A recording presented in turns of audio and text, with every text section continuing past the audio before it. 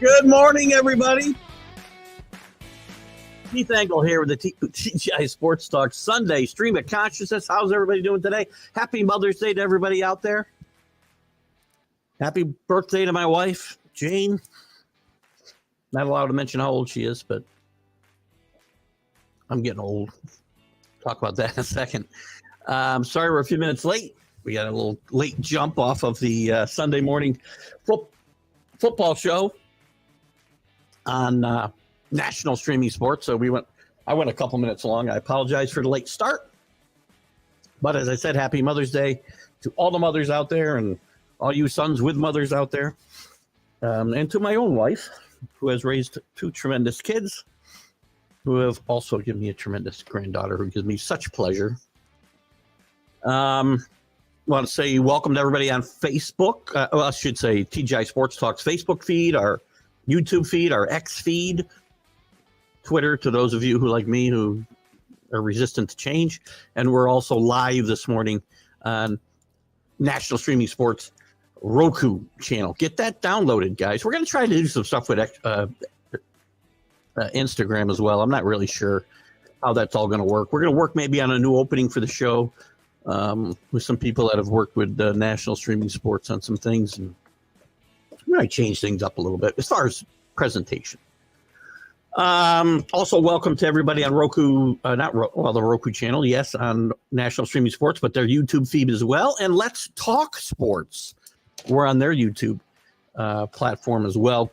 Lots of great content there, guys. Go watch those platforms. When I'm not on, go watch them. They're great. There's some great stuff on there. Some guys you may not agree with, but that's the nature of this, right? We're not all going to agree. Well, everybody agreed with everybody. Whatever. There's a couple of things I wanted to bring up, which we will, that actually came up on this morning's show that I just jumped off of. So anyway, quick shout out to Ralph Williams at RW Media. Ralph's going to have some changes coming up for his Sports Corner show, which airs right now on WBVP Radio. I'll be a guest. That's at, by the way, Tuesday, 4 to 6 p.m. Eastern. He does that with Smoking Jim Frazier. I'll be a guest on that show Tuesday at 4:30. But he's got some changes coming up, which we'll certainly make sure we address if you do pay attention to that show, which is a good one. Ralph does some good stuff, and he does a lot of shows outside of the Sports Corner as well. A lot of content Ralph does. And big thanks to my guest, Brian Holloway. If you didn't check out our interview on 101 with Keith Engle Friday, go back into to TGI Sports Talk's page or YouTube or even Twitter and check it out. We had a lot of fun. Brian was a little late. He didn't come in for, I don't know, it was 35 minutes into the show or so or whatever. I didn't think he was coming at all. I was talking. People put up with me chatting about the Patriots in the 80s for Brian was a great player, great offensive lineman, all-pro player with the Patriots in the 80s, including the 86 Super Bowl team, 85 season, 86 Super Bowl. Kill us. But he was a little late in arriving. He had some things come up, which happens. Life happens. I tried to fill a time. Bob Hillsberg came in and helped me. Great Patriot historian. Came in to help me fill a few minutes before Brian came on, and then we went long. He said he only had like 15 or 20 minutes, and I selfishly took about 45 or 50. So we talked about a lot of stuff, had a lot of fun. Brian is a interesting, tremendous guy, and had a lot of fun with Brian. So a couple of primers. I'll get to your comments and good mornings here in a second. Just a couple of primers. Remember, it's your show, guys. We'll get into some stuff in baseball. We had a couple of big series this weekend. Yankees not playing great. Yankees and Rays, Braves and Mets. Max Fried taken out I'm so tired of this. We are cheating fans. We are cheating players out of historic events. 109 pitches. I don't think they were a hard 109 pitches either. They take him out with a no-hitter in the seventh inning. I'm sick of this stuff. The Astros, I'll call that a big series. Only the Astros need to start winning, and they're not.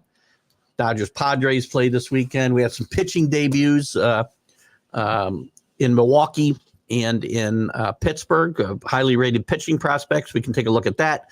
And a quick rest in peace to Sean Burrows. If you don't know Sean Burrow, He was a Major League Baseball player with several teams, drafted pretty high by the Padres.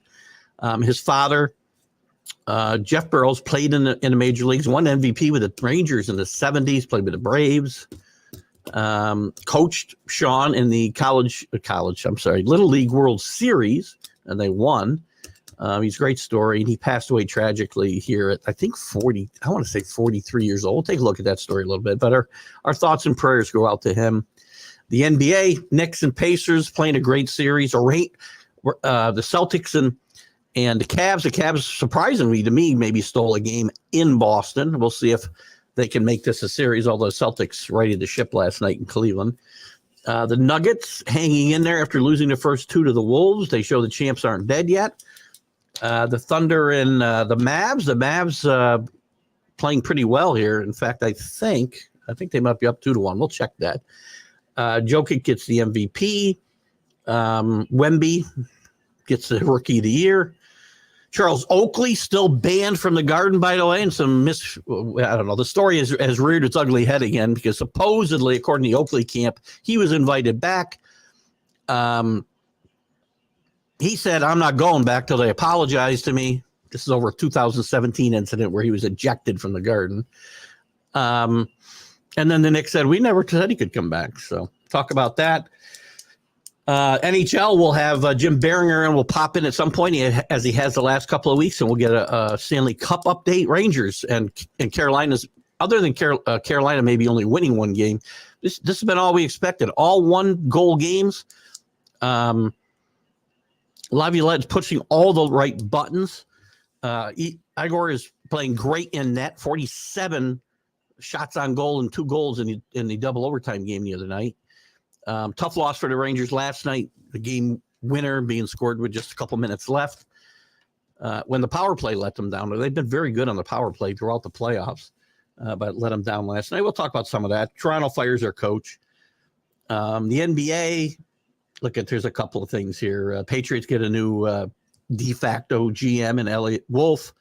Rashid Rice, more stories coming out about him. If you don't know the stories, he's a wide receiver who really came into his own in the playoffs and late in the season. Rashid Rice for Kansas City, and a driving incident, going to be charged 119 miles an hour. He's driving when his car crashes, causes injuries, left the scene. Turns out at SMU, he was involved in an incident that was not reported, or the Chiefs either knew about or didn't report. Again, more instances of the NFL being, full of bad acts, but as will be on my tombstone or my urn, don't let the air out of footballs, because, you're going to be chastised for the rest of your life. We could talk about the Brady. We talked about the Rooney Rule a little bit too today. I'm not sure why, but if we want to get into that, we can. It's a ridiculous rule because nobody follows it. They just do token things. And the NFL schedule. Do we care? Who cares? We talked about this and how the NFL needs to do a better job of marketing it. They've done a great job of marketing it. I don't know who tunes in to watch though. I don't need to tune in live to see the a 3-hour reveal of the NFL schedule. I'll read it Friday morning and I'll see who my team's playing. Again, the NFL does a great job, but who cares about some of this stuff? Anyway, maybe a little college news. Mystik Dan, the winner of the Kentucky Derby, is officially in the Preakness this coming Saturday. Big news, because if Mystik Dan wins this race, he will more than likely move on to the Belmont and try and win a Triple Crown. Why is that a big deal this year? Bigger deal than ever, maybe, is the Belmont is being played up here, 10 minutes from me, at historic Saratoga Raceway. It's being run. I said played, right? Horses don't play, they run. At historic Saratoga racetrack, thoroughbred racetrack. So outside the August meet this year, we'll also have the Belmont, which will turn this place into a zoo if there's a Triple Crown on the docket. So anyway, there's my quick opening. I guess a little longer than I would like it to have been. Sorry about that, guys. But we do have some people we want to say good morning to for sure. CA's here. His Stars win last night. Take a 2-1 series lead over the Avs. Good job there for your team. We'll talk about that with Jim Biringer once he gets in. Good morning, Guy Yet. How are you up there in Perth? Looking forward to Friday morning. Good. I did forget to mention that at the top. Not only did I have Brian Holloway on last week, this coming Friday, we'll have Billy Martin Jr.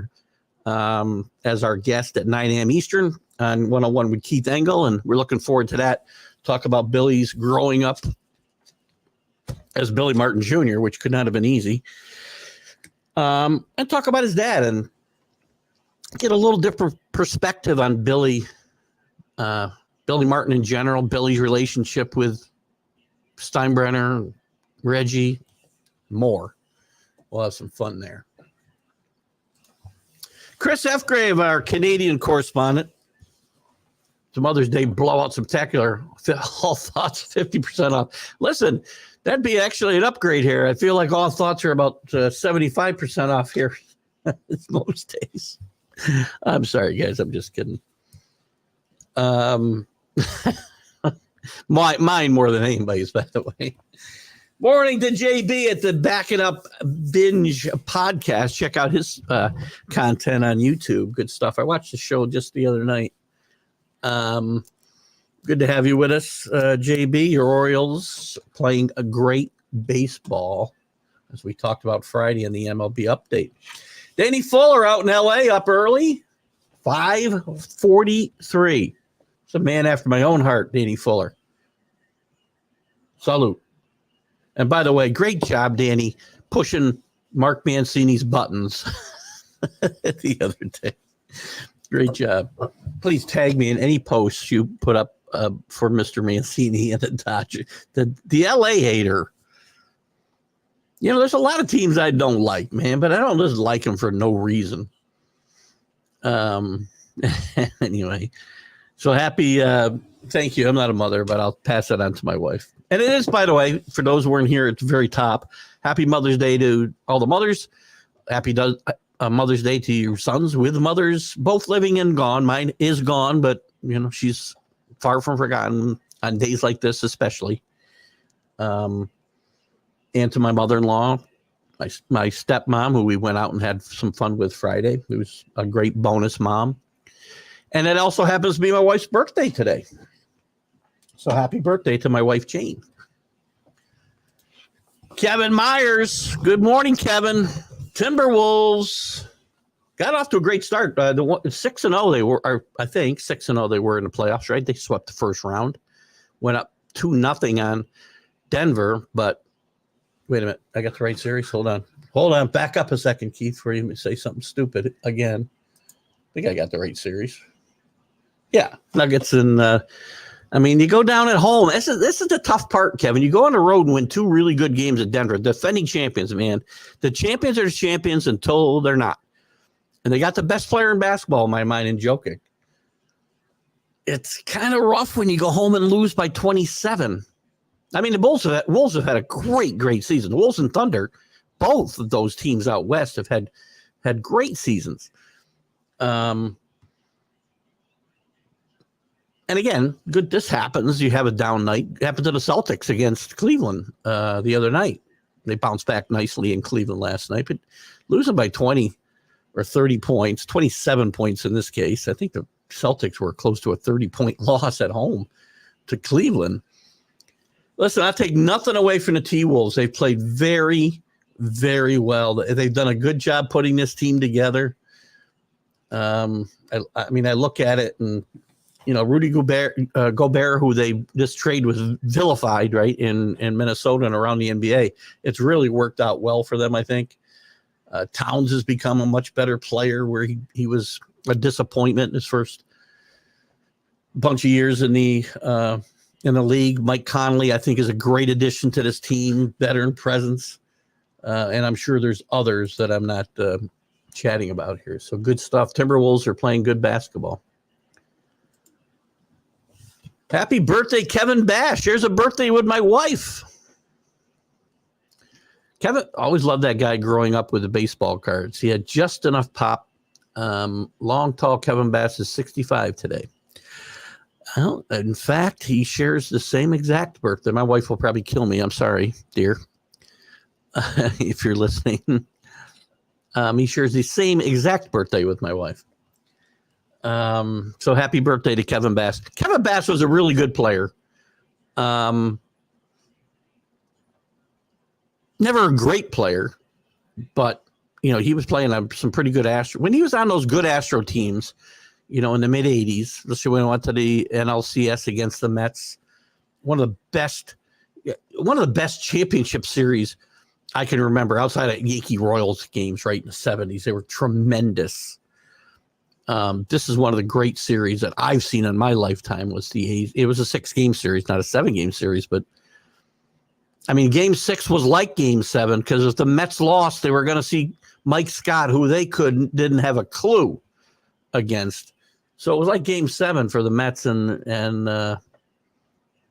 well, for the Astros as well, obviously because it was an elimination game. But great game, that Game 6 and the whole series I thought was great. Big home runs, and Kevin Bass was a big part of that team. XCA says happy Mother's Day and birthday. Thank you, CA. Pass all those on to my wife later. A couple of quick stories I'll talk on as we get some more comments here. I don't often, if we have a lull, I'll jump into something. Wait, I went backwards. We don't have more chat. My bad. You get back down here. There we go. I want to start with a quick conversation today because this one really kind of hit me. I remember watching Sean Burroughs play at whatever it was, 12 years old, in a Little League World Series. I want to see what year that was. I feel like it was like, there you go. He was highly touted prospect. This is when he was 12, by the way. He was a big kid. If you remember, a big kid. He pitched back-to-back no-hitters in a Little League World Series and guided his Long Beach team to the championships 2 years in a row, 92 and 93, coached by his dad, Jeff Burroughs, who was a really, really fine, not a great, but a fine Major League Baseball player. Won the AL MVP, I think, in '74. Playing for Billy Martin, in fact. I mean, those were some great. Little League World Series was a lot of fun then. I don't have as much fun now. I don't know why. Maybe it's because I'm older. Maybe because I'm jaded. But he ended up after that. He was a first-round pick in the Major League Baseball draft. I think he went like 9 to the Padres, if I'm not mistaken. He played 7 Major League seasons with the Padres and some other teams, which we'll get into a little bit. But he passed away this past Friday. Wow. Listen, this is what's ironic. And life is nothing if it's not a series of ironies in my mind. He died while coaching his son's Little League team during the Little League International. What is this called? The Little League. I'm sorry. While coaching his son's Little League team Thursday, the Little League International announced Friday. He was just 43 years old. No cause of death has been addressed, but the way I read this the other day, it was a cardiac event that took his life. So it's a lot of fun. Listen, this was not a guy. Let me see. Let me bring up Sean. I'll get back to your comments in a minute. I want to send my condolences to Sean's family and friends. Our deepest sympathies are with all of you at this tragic time. I mean, people aren't meant to pass away 43 years old. They just aren't. And it's a tough story, and but one we need to talk about, right? I mean, look, I want to look at his baseball reference because while this is not, the most important thing now, I liked Sean. He never really worked out necessarily. His best year was probably with the Padres in 2003. He had 578 pay to plate appearances. 7 home runs, 58 RBIs, hit 286, and had a 755 OPS. He had a stop in Tampa Bay and then a couple in Arizona and Minnesota before he was out of baseball in 2012. But it's funny. It's part of my memories as a kid growing up watching guys like Sean, watching that Little League World Series. I mean, I was only, well, I should have said I was in my 20s. We aren't contemporaries, but it's sad. Danny probably has some thoughts on this, obviously out there in California, Southern California. Sean, back-to-back Little League World Series champions. Yeah, we all watched that team. It was an amazing group, and he was a giant kid on that team, if I remember right. I mean, he wasn't he grew to be 6'1", 185, I guess. I'm not sure where the Baseball Reference gets those numbers from. I guess it's from their playing weight and stuff when they're in the majors. But if memory serves me right, Danny, he was a giant of a kid standing out there on the mound. And they were a lot of fun. And obviously I grew up watching his dad play for the Rangers and later the Braves. I think his dad's still alive too, if I'm not mistaken. Let me just look up Jeff. I want to see if his dad's alive. I think he is. I've not ever read about him passing. That I can remember. I am going to be 64 myself this year, so he is 73 years old. Again, that's not the natural order of things, right? You're not supposed to outlive your kids, right? Got to be every parent's nightmare. Canadian Maple Leafs need a new head coach. This is true. They fired Sheldon Keefe, sorry, here the other day, going in a totally different direction. Doesn't seem to matter what the Leafs do, coach-wise, front office-wise, player-wise. They got some of the best players in the game, and Matthews and some others, and they just can't get over the hump in the playoffs.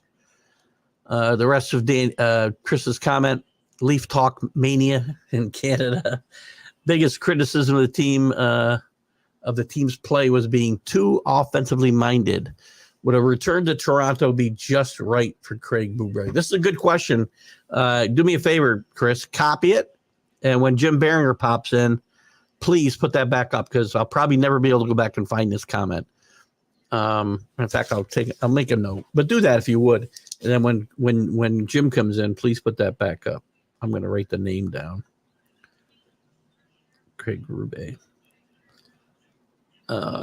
Reunion in Toronto. Okay. But if you think of it, put it up, so in case I forget to go to that part of my notes. Good morning, Kenny. Happy Mother's Day to your wife, Paula. Thank you for the birthday wishes for my wife. How does he get on the computer and not make you breakfast? Oh, that's for my wife. You don't know that I didn't make the breakfast for my wife earlier. I'm an early riser.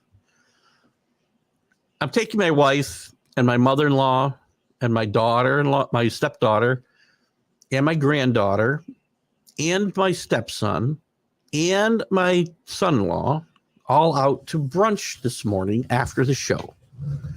Going to the Ripe Tomato in Malta, which is a great spot for you local people. And they have a great brunch when they do it for these occasions. Easter, Mother's Day. They do a couple other great stuff. We had Thanksgiving dinner there, actually. My wife and I spent Thanksgiving on our own and went out to dinner and had a great time. So thank you, Kenny, for that. And I did make her coffee this morning, and she did have her oatmeal, because we're not going till about 11:30 or so for brunch. So I did make her oatmeal for her. Well, I thought about making her oatmeal for her. She's got to get up earlier, man.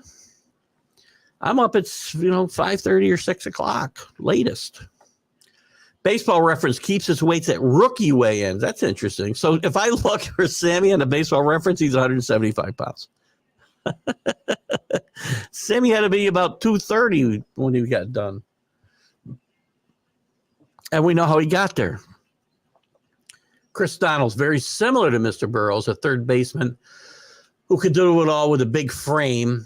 Major league coaches were looking for 30 home runs with, well, I mean, that's always been. The corner people, they always were looking for more power from. I always thought Sean Burroughs was a guy that was going to break out. And I know at that time I was playing a lot of MLB on the PlayStation. I was still, when he got to the major leagues, that was my relaxation after work, play some PlayStation. I put my own teams together and played seasons. And Sean Burroughs was a guy I used to put on my team because I like to try to win with those scrappy players, not fill it with superstars. So anyway, rest in peace, Sean Burroughs. Great guy. Where else you guys want to go here today? Let me ask you this, and we can jump. As usual, we can jump all over the place. And when Jim Biringer jumps in, he's been coming in late, like 10 o'clock. And I told him to come in when he wants to. I mean, probably 9 o'clock would be better, so we have more time left in the show. But I will go back to your comments, any that are left over we haven't gotten to. We'll go back to after Jim's done. But don't forget to put that one back up for me, Chris. Am I the only one? A couple of things. NFL. The NFL schedule. Okay. Why was this a big deal? Am I going to sit there and watch that for 2 or 3 hours Thursday night? Why would I do that? The schedule's going to be what it is. I mean, I know I'm playing everybody in my division twice, right? So there's 6 games. I know I'm playing, if I finish 5th, I'm playing all the other 5th place teams. Maybe I don't know when they're playing them, and maybe that's the big deal. But I just don't get the whole hoopla. And people are talking now that there's not as much interest. Why? There's only interest because the NFL did a great marketing job of building this up. And they keep themselves relevant like 12 months a year. They do a great job with that. I just don't care about the release. Not that I don't care about the schedule. But, I'm not sitting here doing a live show while we do this. I could care less. We're going to play whoever we got to play, and that's who you win. A couple other notes in football. Rashid Rice. What are the Chiefs going to do? We've got this road rage incident. He just had another incident a week or so ago where he got into an altercation. Now there's a report that he was riding in a car. Well, there's some doubt. He wasn't charged. We don't know for a fact whether he shot into another car or he was in a car where a friend of his shot into another car. To me, it doesn't matter. This is stuff that either the Chiefs didn't know about or should have known about when they drafted him. And it's just another example of all these bad acts in football, full of guys carrying loaded weapons, domestic abuse, assaulting women they aren't even necessarily domesticated with, drug use, whatever. Don't let the air out of football, though, guys. Jesus Christ. And Bill Belichick, a couple other things, too, in football, if you want to go to these topics. And if you don't, put up whatever comments you've got about whatever sport we're talking about. Because we could talk about Saratoga and a possible Triple Crown event in the Belmont, which will be here the next 2 years. But back to football, Bill Belichick, going to be a permanent part of the Manning cast, which is the only way I watch Monday Night Football. I was chastised, I believe. Maybe not chastised. But doing the national streaming sports show this morning, for the big football show, or if that's what we're still calling it, Sundays with football not here, because I was the only one to watch a Manny cast on any regular basis. I watch it. There are some weeks they don't come on. They may have other commitments or what, but I guess they do probably, 14 out of the 18 games they do on Monday nights, I think. It's the only way I'll watch it. The game's all there, and I feel like I'm watching it with friends. I don't need Joe Buck and Troy Aikman preaching at me all night long. It's just, these guys, They'll criticize guys. They have some good guests on. It's a good way. For me, it's a fun way to watch a football game. And I was kind of in the minority. So if you guys have some opinions there, I'd love to hear them and hear if you do watch the Mannings. I think it's interesting. Speaking of Belichick, he was one of the best parts about the Brady roast on Netflix last Sunday night. It was live. It was raunchy. It was funny. If you were offended, get over it. There's 9,000 other things you can watch. Tired of reading out the women on The View getting mad because they were all, Tom took money to get all over Giselle. Well, Giselle didn't take any money to get all over her jiu-jitsu teacher while they were married. So what? It's jokes. Comedy's comedy. I always say this. Funny's funny. I'm offended by nothing. A lot of Aaron Hernandez jokes, by the way, too. I'm offended by nothing, except people who are offended by everything. If you didn't like it, why are you watching 3 hours of it and then going on social media and criticizing everything about it? Was it a little rough? Yeah, well, Kevin Hart, who I think is very funny, and there's times he goes over the top, he ruined you right up front. You're going to go to some place you're very uncomfortable. If you aren't comfortable with that, you should leave now. There are literally, maybe I'm, again, to misuse the word in the English language, right? Literally. There are most likely 10,000 other choices you could watch on Netflix alone, much less all the other channels there are to watch. Turn something else on. It's a little button. You have free will. God gave you free will. Yikes, man. So anyway, there are a couple of topics. I'll throw some more out later if we need. We got some stuff here. Kenny, I want a team with guys that get 270 to 359. That's a pretty wide gap, Kenny. Knowing it's time to bunt, steal, and actually hit behind the runner. Field baseball has left the building. I don't disagree with you. There's a few teams, and I felt this way about the Diamondbacks last year, right? I think the Diamondbacks played that way a lot. There's another team that's not. The Astros did a lot of that when they were winning World Series, I thought. Played good situational baseball. I talk about it here all the time, Kenny, and I haven't quite reached the extreme you have. Although, again, the games can be boring. I mean, you sped the games up, MLB, but, it's just a boring game played faster. Yankees, as I bring up every week, are a perfect example of how not to put a baseball team together. They don't bunt. They don't steal. They don't know when to steal. And they don't ever give up themselves and hit behind a runner. Sean Burroughs was one of those guys, though, in my mind. That's why I liked him, and I liked his game. Now we know that the fact of the matter is we want home runs. It's the ESPN syndrome. I want home runs. I want to sit and I want to style. Juan Soto's had a great year for the Yankees. I'm sick of watching him style at home plate and hit home runs or turn doubles into singles. I'm tired of it already. May 12th.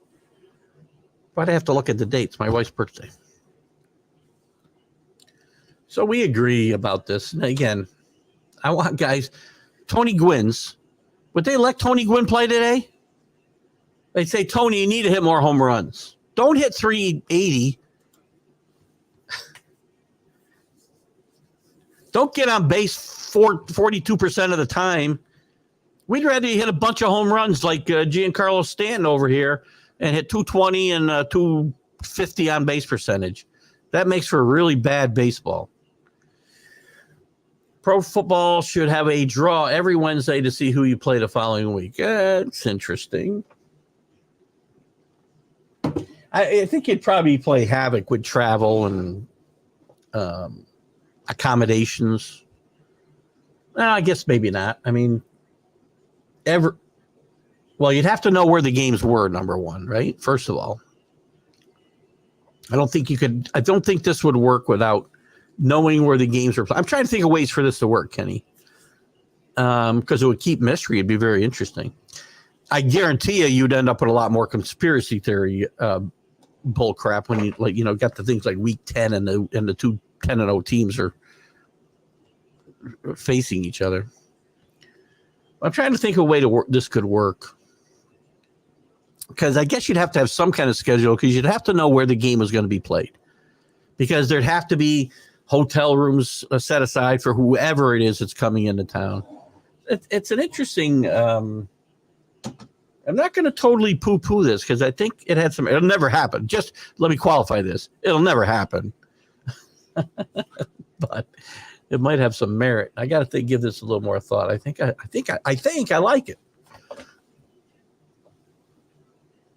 The draft was fun.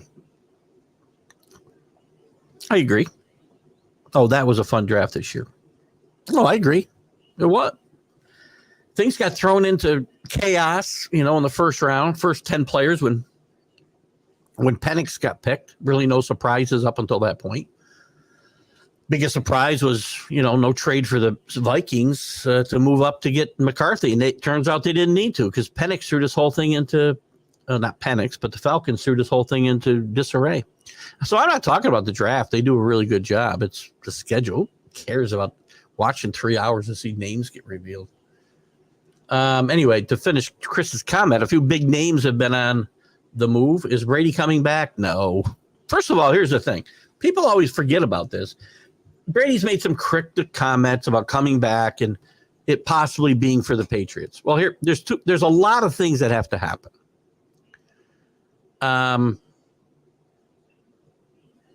Brady is a minority owner in the Raiders. He could not be the minority owner in the Raiders and come and play for anybody but the Raiders. And even then, I don't know if he can. He certainly can't come and play for the Patriots or somebody else without divesting himself of that. So that would take some time. And he's 40.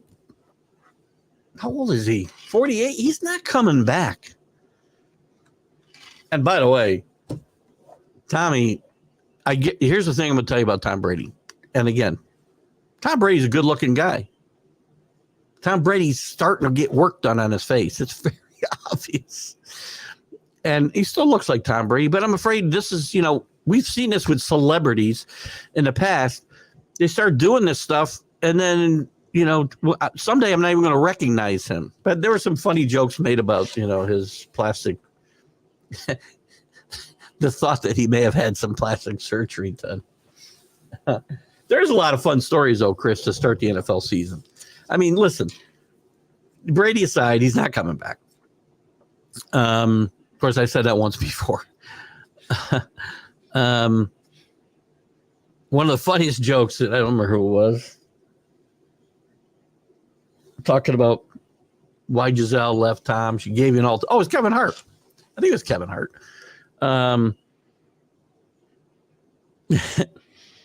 He said, Giselle gave you an ultimatum and you didn't take it. You didn't take it serious. You retired and then you unretired.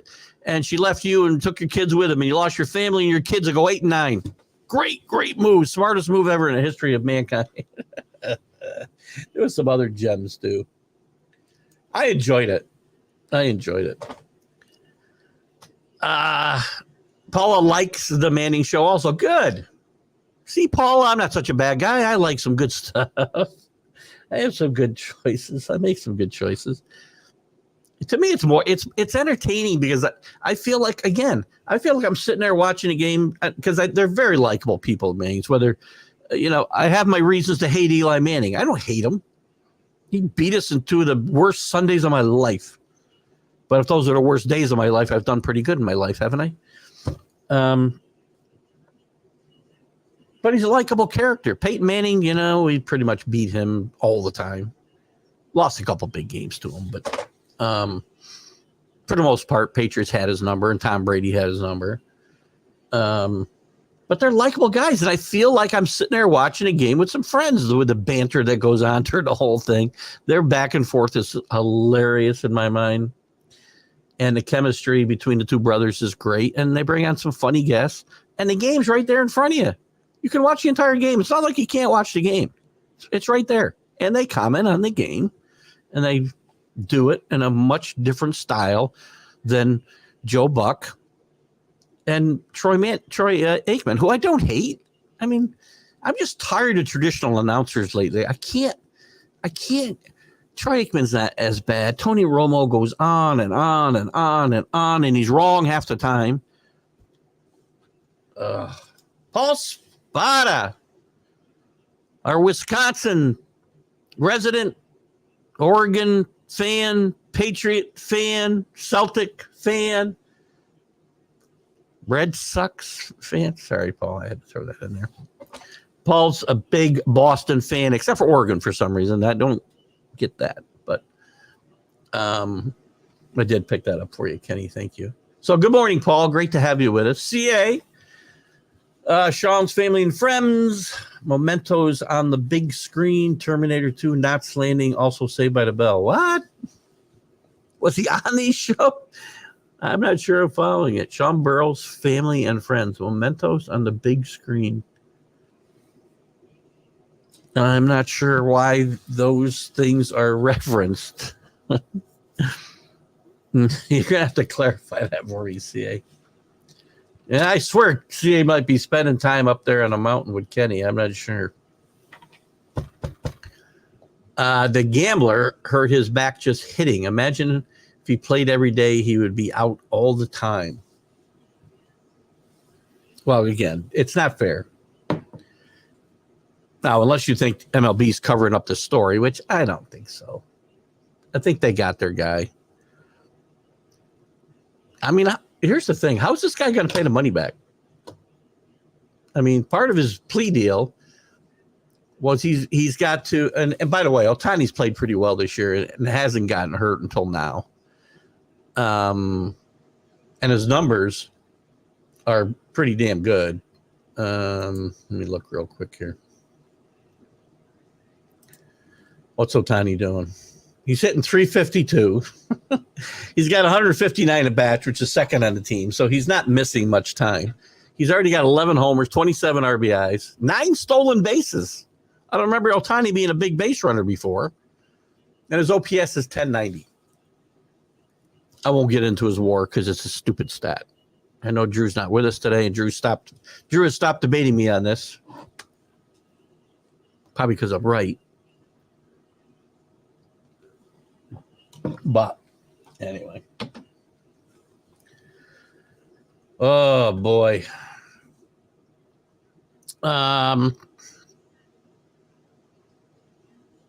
So anyway, if he does play every day. He just DHs. He doesn't play in the field every day. He doesn't have a position. He can't play in the field. I don't think he's ever played anywhere but pitcher and DH. He's a great player. Is he worth $75 million? Yeah, you're worth whatever somebody wants to pay you. I wouldn't pay him $75 million a year. But he's a great player. I'm not taking that away from him. You know, and by the way, did he gamble? If he gambles and they find out, he'll get banned for life. He didn't. I find it hard. What I want to know, though, is who knew what the interpreter was doing. That's going to be made into a TV movie, by the way, which you can probably, I would guess you'll find on Apple or Prime here in the next 6 months. They're making it into a TV series, a limited TV series. It'll probably be 6 or 8 episodes or something. John Gonzalez from the Sports Authorities, guys. If you have not joined the Sports Authorities, please do so. I know Drew has. Drew does a lot of commenting over there that I see. So is it good for you, John? Me, I guess, getting Drew to move that way. Drew's big on nostalgia and baseball history, as Chris F. Grave is. So if you guys haven't gotten there, because John does some great things with his both contemporary and nostalgic posts. Great stuff. So he's talking about Skeens, which is how he told me to pronounce this during the Major League Baseball update. So I'm going to take his word for it. I'm going to go into something else with baseball here in a second, too. But I don't want to get away from – where's the Pirates? Box score from you? There it is. So Pirates win the game 10-9. And – Skeens goes 4 innings, gives up 6 hits. Listen, he is a good kid. He's got a ton of talent. So his stats weren't overwhelming. The most overwhelming stat he had was 7 strikeouts in 4 innings. That's pretty dominant. Had some trouble finding the strike zone. 54 balls in four innings is not great. And if I go back, we had another big pitching debut I wanted to talk about on Friday. If I can find the Brewer game here, because I did not jot down what Gasser did. Another important debut. He got a win. This is another highly rated prospect. He pitched even better than Skeens did yesterday for the Pirates. Gasser goes 6 innings, allows just 2 hits, 4 strikeouts, no runs, gets the win for the Brewers. 79 innings pitched, out of the game. Now I get it. He's a rookie. You want to protect him a little bit, but Max Fried, 109 pitches yesterday, dominating the Mets. I think he gave up. There was no hits. I want to say he only walked a couple. And as I'm following this yesterday, via some updates, he's coming out after 7, because that's the way we play baseball today. And a generation of fans, well, maybe all the fans going forward, I don't know. Hopefully this, cycles through. But stop taking guys out and cheating fans and cheating the players out of potentially historic moments. When's the next? Are we ever going to see? I guess we will. There's a couple guys that do complete games here and there, but we're not going to see many one-person no-hitters. They almost completed this no-hitter. They gave up a 2-run homer in the 9th inning, which they didn't lose the game, but they lost a no-hitter. 2 other relief pitchers came in after Fried. But I'm just tired of these things. Madison Bumgarner lost a no-hitter during this COVID season because, remember, Major League Baseball shortened doubleheaders to 7 innings, and they wouldn't credit him with a no-hitter. They didn't let him go out and pitch. Baseball. Brady's bored, and that roast was ridiculous. I found a lot of fun. Listen, John, a lot of it, again, I'll tell you what, the players were funnier than the comedians. The one woman, Nikki something or other, Nikki Glazer, I'd never heard of her. Now Max is promoting a big comedy special for her. A couple of them were funny. Listen, I have a warped sense of humor, so I find things fun. If you didn't find it funny, I get it. But you're not telling me you're offended. You didn't like it. That's great. Click, turn the button.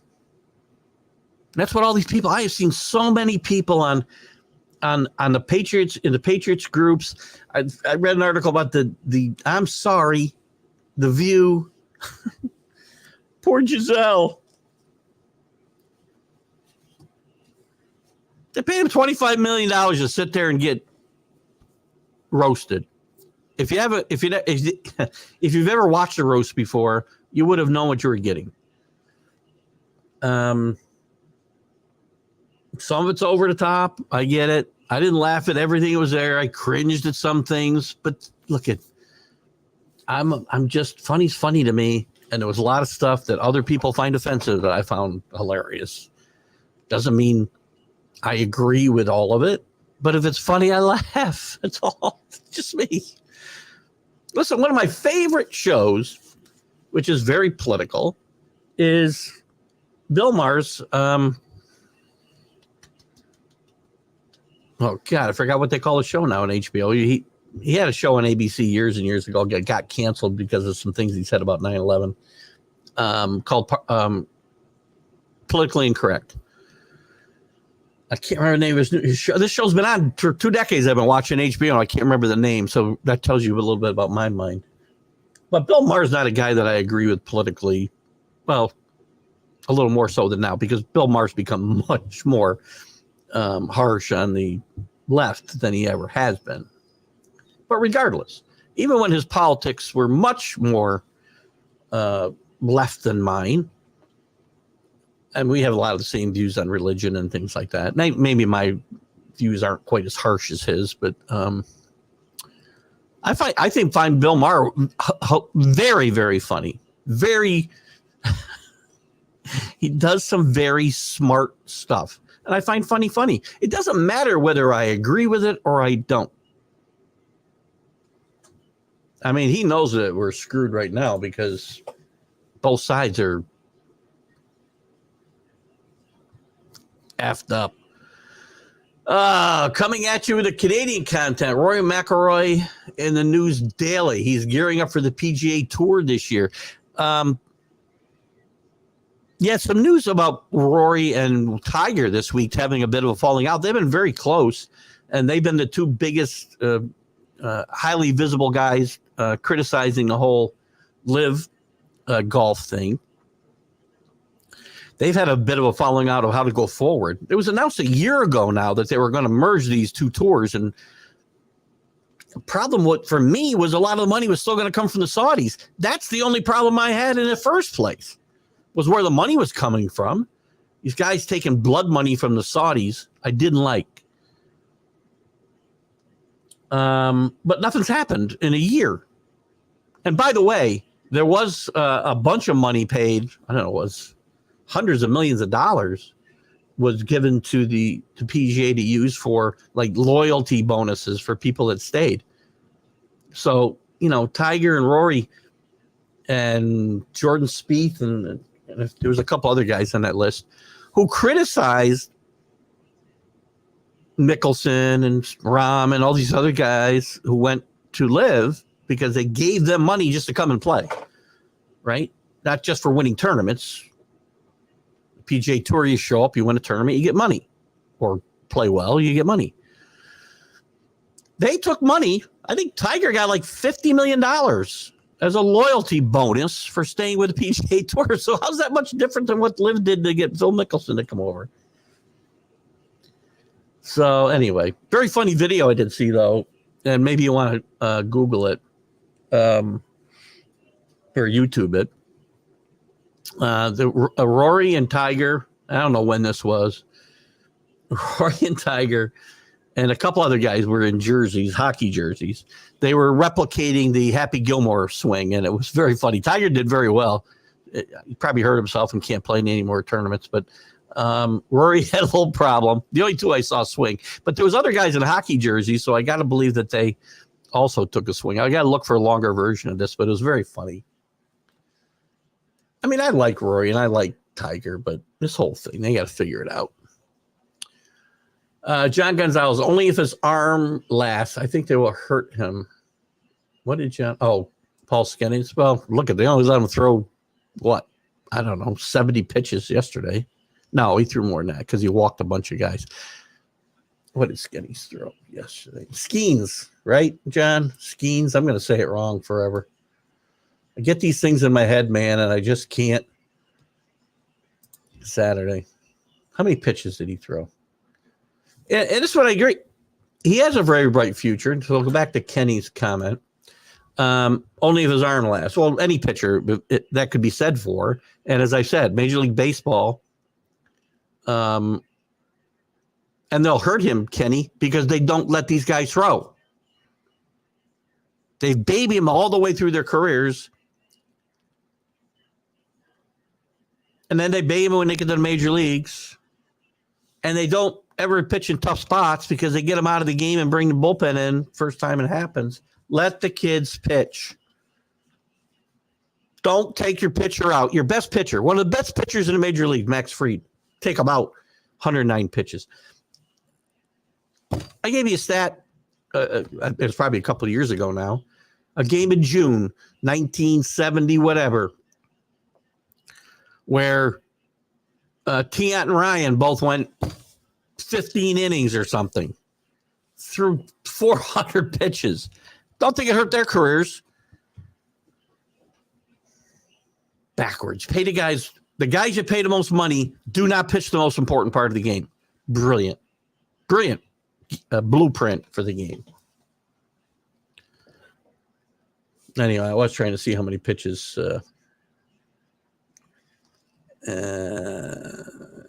Again, to the Brady Roast, just to finish that up. If you didn't like it, turn the channel. If, as a Patriot fan, I may have had a different perspective than other people. I don't know. It was hilarious, some of the jokes. Was everybody on point? No, and it was too long. Gronk smashed a glass. He shouldn't have. Anyway, Skenny's pitched 84 pitch. Listen, 84 pitches in 4 innings, man. The guy is struggling. So, Ryan Haskins is the comeback player of the year. Let me check Mr. Haskins' numbers. I've never been a big fan of Haskins. To me, he strikes out too much. Not a good defensive player. But the Brewers are in first place. What's Mr. Haskins doing? I love the fact that he pissed off the entire Met team by taking out a guy at second base, something that was only okay for 125 years. And then, a Met gets hurt in the playoffs a few years ago. We have to change the rule.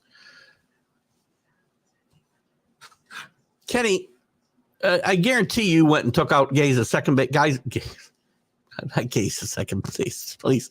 I have no problem with Gaze. I'm not looking for them to get taken out second base. I don't want to get canceled. No problem.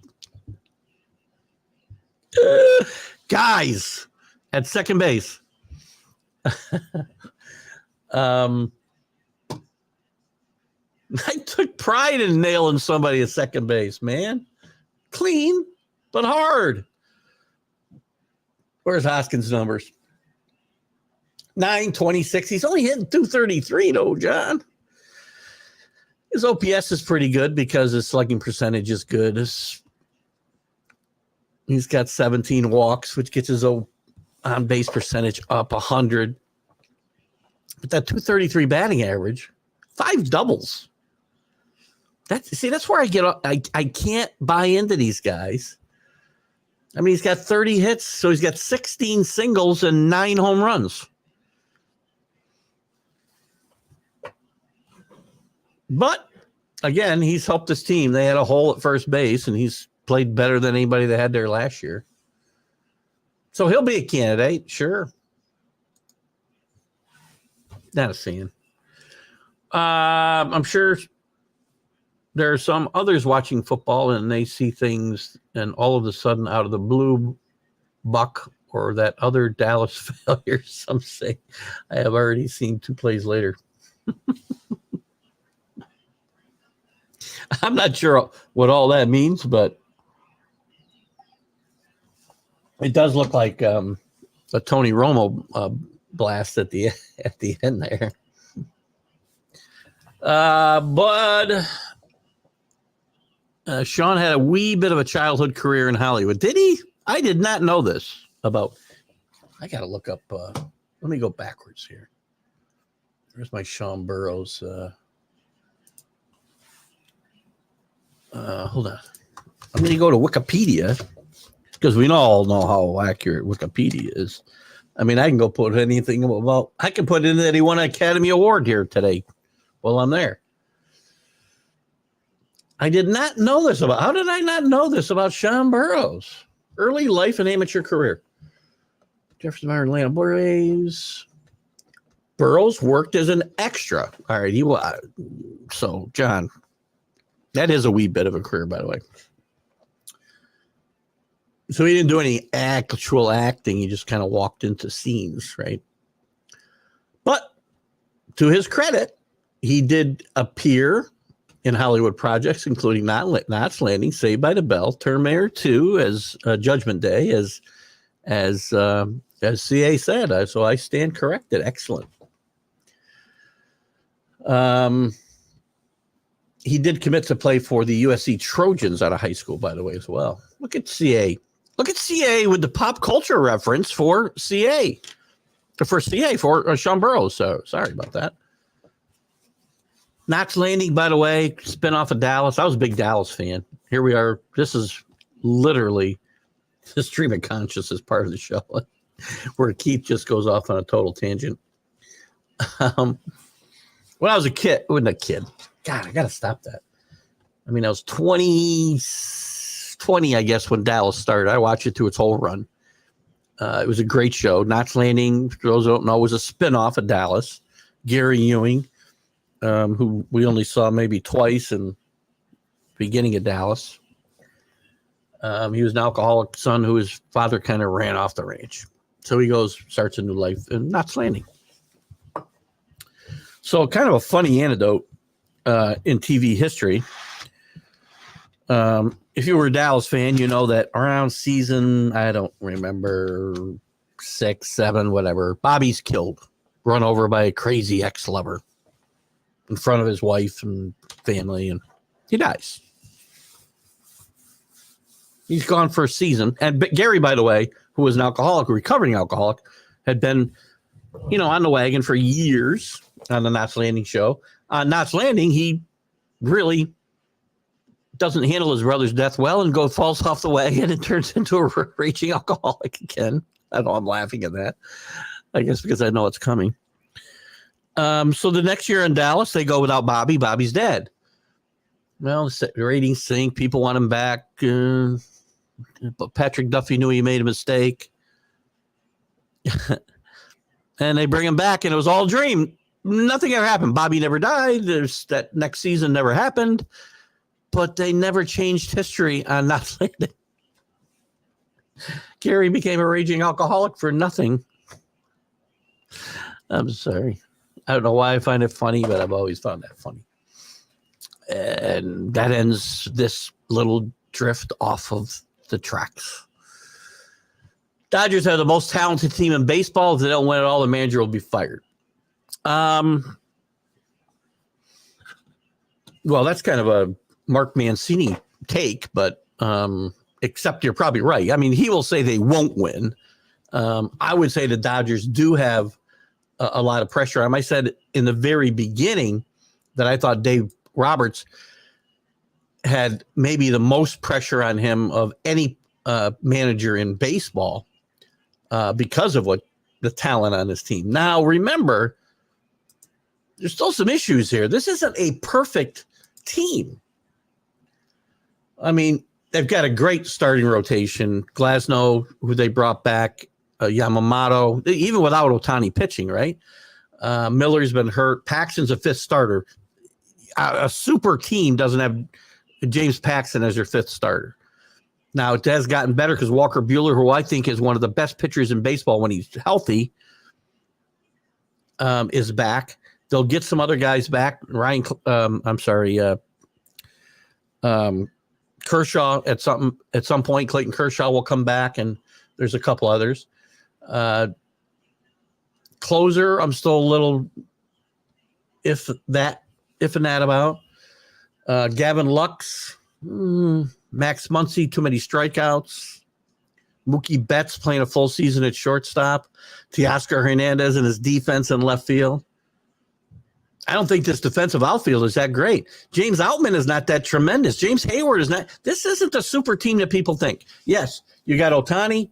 You got Freddie Freeman, who, again, two of the best, and Freeman, one of the best clutch players in baseball. Had a little debate with somebody in one of the groups about Freddie Freeman, whether he's a sure thing Hall of Famer. I don't think he's a sure thing, but I think he's on his way. I think if his career ended today, I don't know if Freddie Freeman's in the Hall of Fame. You can bring that up if you like.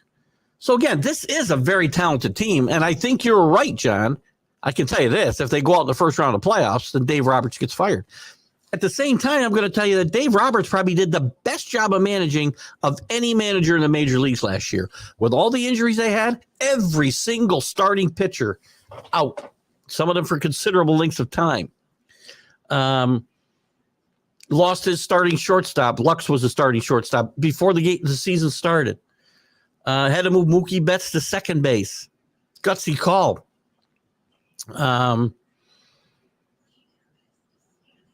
Anyway, injuries everywhere you look, just like this year for other teams, including them. Evan Phillips is out. Hayward's out. But Dave Roberts did the best man. They won 100 games with their entire rotation spending time on a DL. That's one of the best managing jobs, or, an indictment of how good the rest of the league or bad the rest of the league was. I don't know. I think Dave Roberts is a fine manager. right? He did win a World Series. I understand it was a 60-game season, but the games count and the World Series counts. No asterisk. Everybody played under the very same conditions. I only comment on your shows. It's very dangerous for me to start talking to people I don't know. You think you made some comments when I share the show? Well, because it's not my show, remember, just to be clear, guys, when I'm on a show on National Streaming Sports, like I am Sunday morning, like I am Friday mornings, like I am Wednesday night before the college football huddle, and I share that. That's not my show. I'm just on that show, and they like that I share it, and it gets you guys into the shows. And I thought you'd commented there a couple times, Kenny, but you're probably right. It could be dangerous for you to talk to people you don't know. Because you know what? It's dangerous for me. And Kenny, I know you're the same way. Kenny and I don't agree on everything, but I think Kenny and I are very good friends, because at the end of the day, you should be able to disagree with people, and at the end of the day, say, "See you later, buddy. Can't wait to see you again," and do it all over again, like I do here every Sunday and every other show that I do that has commentary, and we have opinions come up, right? Very strong in my opinions. Sometimes I'm right, sometimes I'm wrong. Sometimes you guys are right, sometimes I'm wrong. I'm not afraid to admit when I'm wrong either. But when we leave here, like John and I, John Gonzalez and I, in the Brady roast, I can totally see why people wouldn't like it. May not think it's funny, because everybody's sense of humor is different. Now, John didn't say he was offended; he thought it was ridiculous. Everybody's entitled to their opinion. Listen, again, as I say a lot, to quote, or at least try to quote Billy Packer, I'm sometimes right, but never in doubt. But when I'm wrong, I'll tell you. And that's the way I want my shows to be. I enjoy the debate. I enjoy the going back and forth. You guys are my co-hosts on this show specifically, and in the college football huddle. And I like that. As I can remember, Randy Jones had 25 complete games in 1976, just how they pitched back in the day. I'll give you a better one. Than that. And Randy Jones had a couple of great years back to back. I know you posted you had a post on the Sports Authorities this week one day, John, about Randy Jones. And those were, his career highlights. Randy Jones is a good pitcher outside of those 2 years, but he played on bad teams. He played on bad teams with the Padres. He played on bad teams with the Mets. Had 2 tremendous years, won a Cy Young Award, completed 25 games. I'll give you an even better one. In 1972, Steve Carlton went 27-10, I want to say, but he won 27 games on a team that won like 54 games. He completed 30 out of 37 starts. So, yes, Jen, we're both on the same page how the game has changed. Now we have guys pitching no-hitters that come out of the game in the 7th inning after 109 pitches. Nolan Ryan, Randy Jones, Steve Carlton would have thrown 190 pitches to complete that game for a no-hitter. And they would have been fine afterwards because of the way they actually prepared to pitch.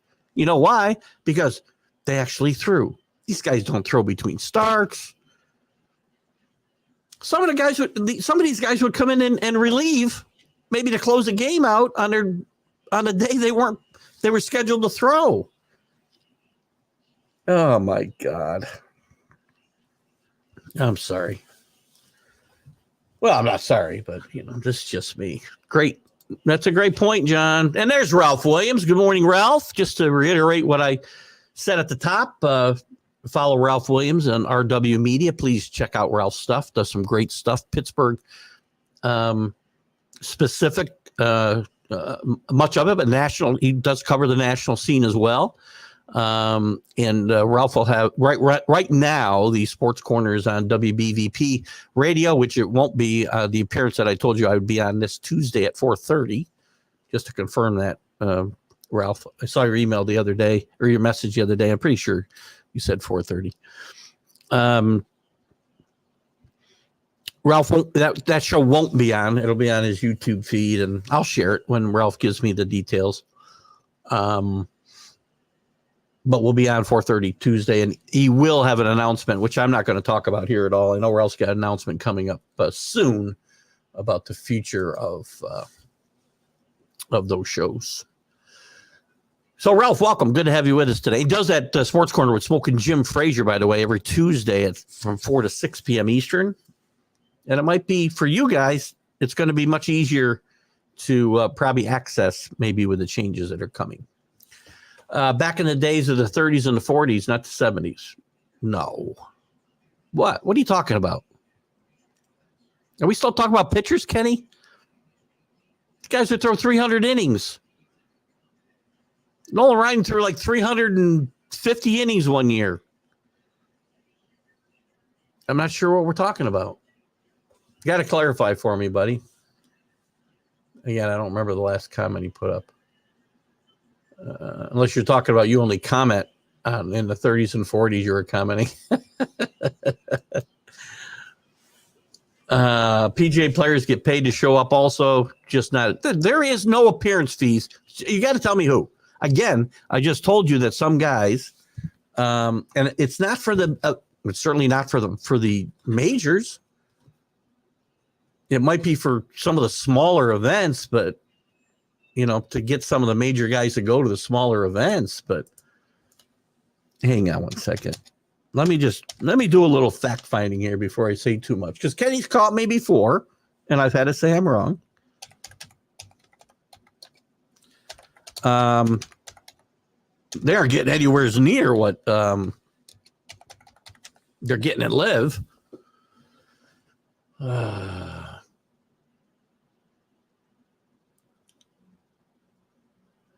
Is there an appearance fee for the PGA Tour?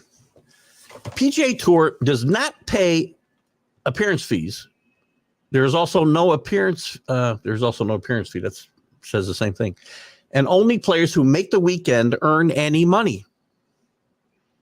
There are no earnings for the first two rounds. If they miss the cut, they go home and they don't get paid. The practice of appearance fees is prohibited by the PGA. So I'm not sure where your source is, Kenny.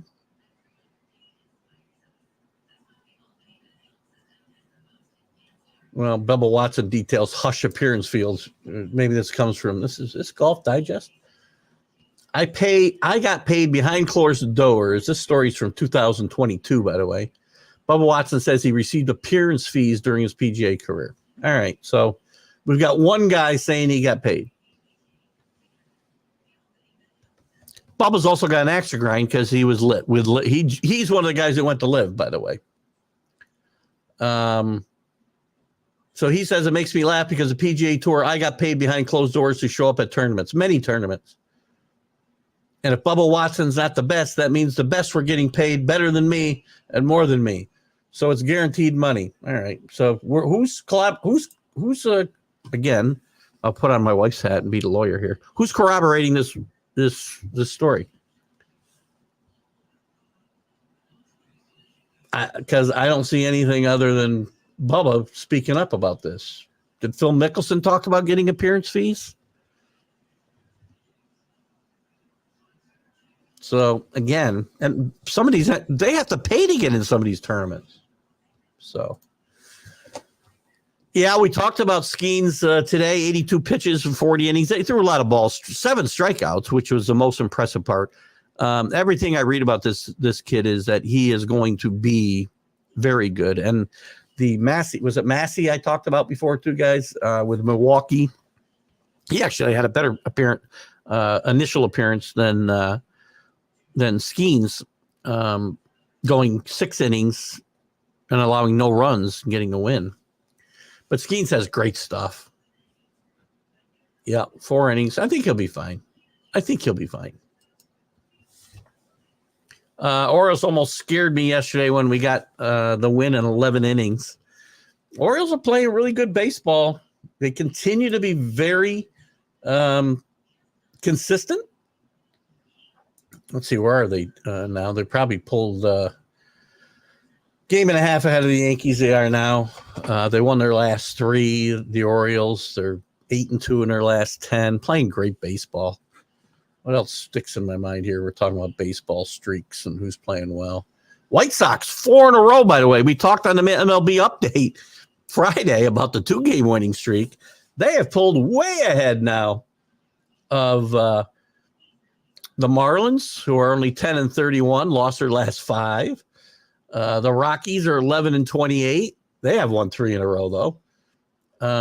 Who else was our other worst team? Wasn't there another? I guess those are the 3 that are, again, if you don't watch my Major League Baseball update, I'm always looking for that team to break the 120 loss record. The White Sox got off to a quick start in that regard. But right now they may be, let's see, what were their over 162 games times 0.30. They would be 48 and 114 right now. Behind the pace. But the Marlins and the Rockies have picked it up. So the A's, by the way, we're in the A's. The A's, we're talking about break up the A's. The A's now, well, they won 1. They're 1-1 since they went on a 4-game winning streak. They're only 3 games under 500 now. The Astros continue to lose 4-6 in their last 10. I said this was a big series for them. Every series right now, and the only reason I said this, that it was a big series, is because every series is right. There is big for the Astros right now. They're 7 games out of first place. 14 wins. May the 12th. You're 4 games behind the A's. Let them throw. For else they don't ever throw enough. Oh my God, it's just crazy nonsense. The way they baby pitchers and the way they, and again, it's trickled down from now their major league training. It could be their college training. They just don't throw enough. They don't throw enough in big situations because there's a difference between throwing 120 pitches and half of them under great duress, right? Men in scoring position, 3-2, you're going on everybody. And just rolling along and throwing strikes and getting guys on ground balls, even striking out guys is fine too. So again, you can throw 140 pitches and put less strain on your arm than throwing 70 like they do with some of these guys. Let them throw, and let them throw in big situations. The guys who make the most money don't pitch the most important part of the game ever. Again, you're very rarely going to see a single pitcher no-hitter ever again. In my mind, 0 reason to take Max Fried out of that game yesterday. 0. If he's going to get hurt, he's going to get hurt. 76 was 48 years ago. Get a grip, buddy. What was I talking about? 1976. Come on. That would mean I'm really old, John, if that was 48 years ago. What was 48? What was I talking about in 1976? Oh, Randy Johnson or Randy Jones?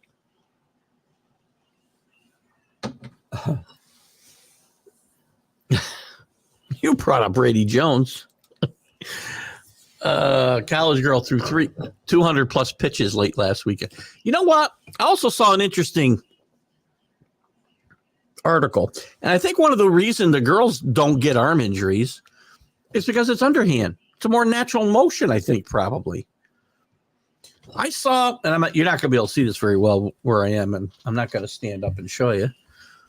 But the way they teach guys to throw straight overhand is a little more taxing, obviously, in the shoulder and the arm and maybe in the elbow than when you look at the guys who have this, more this 3/4 even sidearm, but 3/4 pitch. There's a lot of them. Garrett Cole throws that way a lot.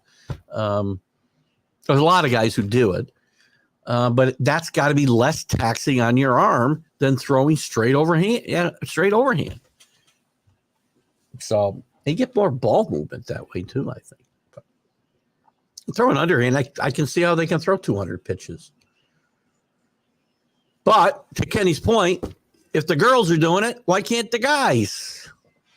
I'm taking a whole different look at this guys against girls thing.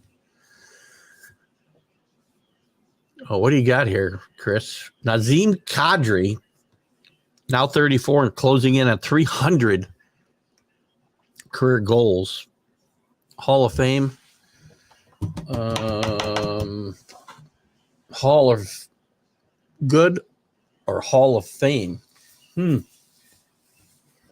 have to look closer at Kadri. He's close. How many Stanley Cups? Any? Because that matters to me sometimes too. You know, if you have a guy who's on the border and he was integral part of, you know, multiple championship teams, whatever sport we're talking about. Let me look at Kadri's career. Hold on. I like this. Actually, we bring this up. Another question we can have for Jim. Maybe this wouldn't be the best time for Jim, but we'll bring this up again with Jim if we don't get into it today. We'll see if we do. Hockey reference. Yeah, so no major awards. I mean, he's been a very consistent point scorer. 87 is his best year with Colorado. Played with the Leafs, obviously, as Chris knows. Playing with Calgary now. Don't know that he's got any Stanley Cup. Yeah, I don't know because it doesn't designate. I'd have to look at each one as you know if they won a Stanley Cup those years, I guess. Or does it give me a bat down here? Hold on. I'm going to say no because the only one, maybe 2019 with Colorado or last year's Rocky team. Again, I'm looking at the games played and said that could be either one of those could be. You know, looking very close, and I look at some of the players with the similarity scores. This is Hall of Very Good in my mind. I think Jim might agree with me. That's like 2022. He was on the Avalanche team. My bad.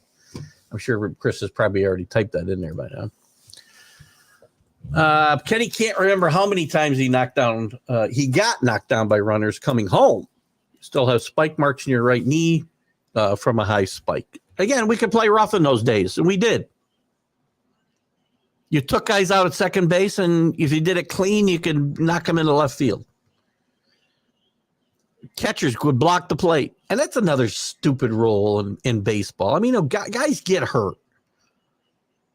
You want to take injuries out of every game. Every sport wants to take injuries out of the game. We don't want major catastrophic injuries, but if any player besides Buster Posey had a career-threatening injury like he did in 2012, I don't remember, 11 or 12 when they changed the rule at home plate.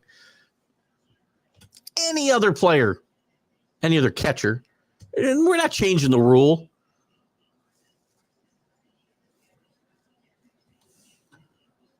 Some guys are great. Mike Scioscia blocked the plate and was like a freaking middle linebacker in there trying to run him over. Kenny wasn't that big. Yeah, Ken. Imagine what you could remember if you never had alcoholic beverages. I'd probably be less or more. I don't know. I remember stuff, I think. How long does this show go? We got another half hour left. We'll probably, if Jim Biringer is popping in, it'll probably be in the next 10 minutes or so. Again, if Jim pops in, we're going to talk some NHL. And Chris, please put up that question again before about the Maple Leafs. Because I think it's a good one. We're definitely going to bring up the Maple Leaf situation with Jim. You know, it's funny. I have 2 beers Friday night with dinner.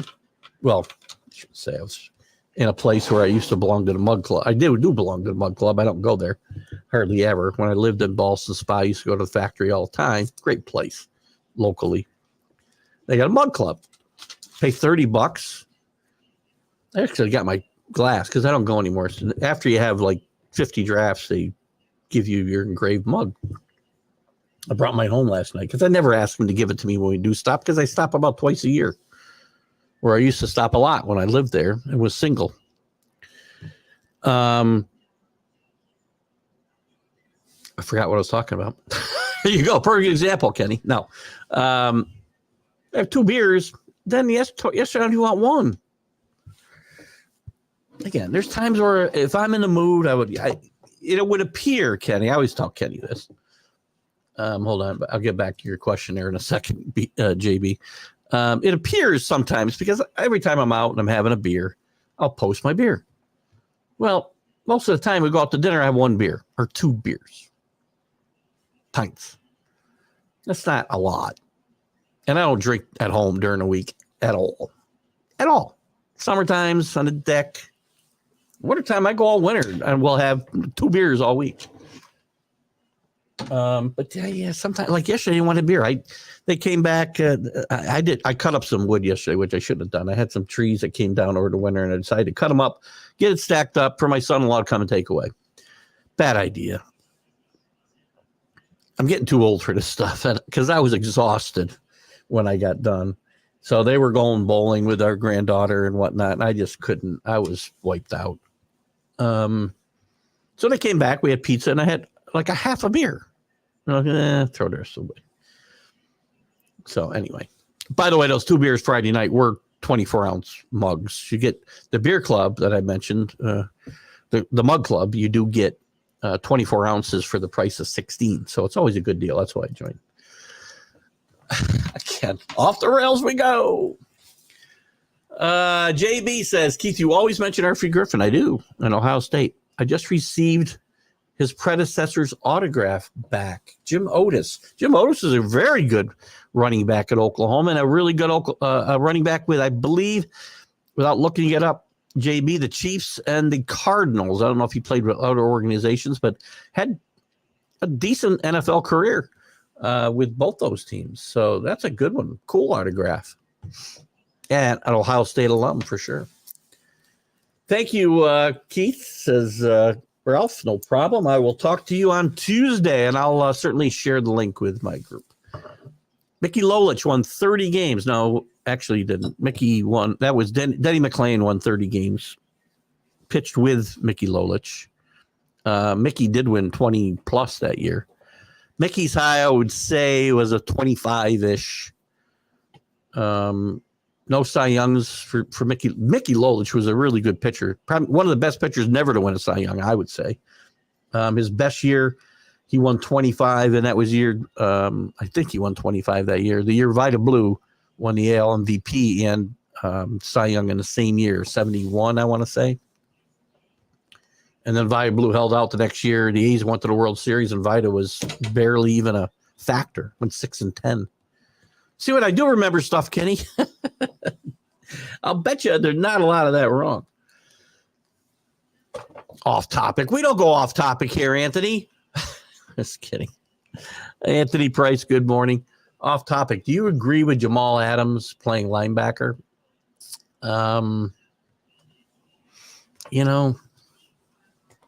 I don't. He's going to be a small linebacker, but let me just take a quick look. I want to look at just a couple of details about Jamal. I hope I can get this done, and this will be when Jim pops in, right?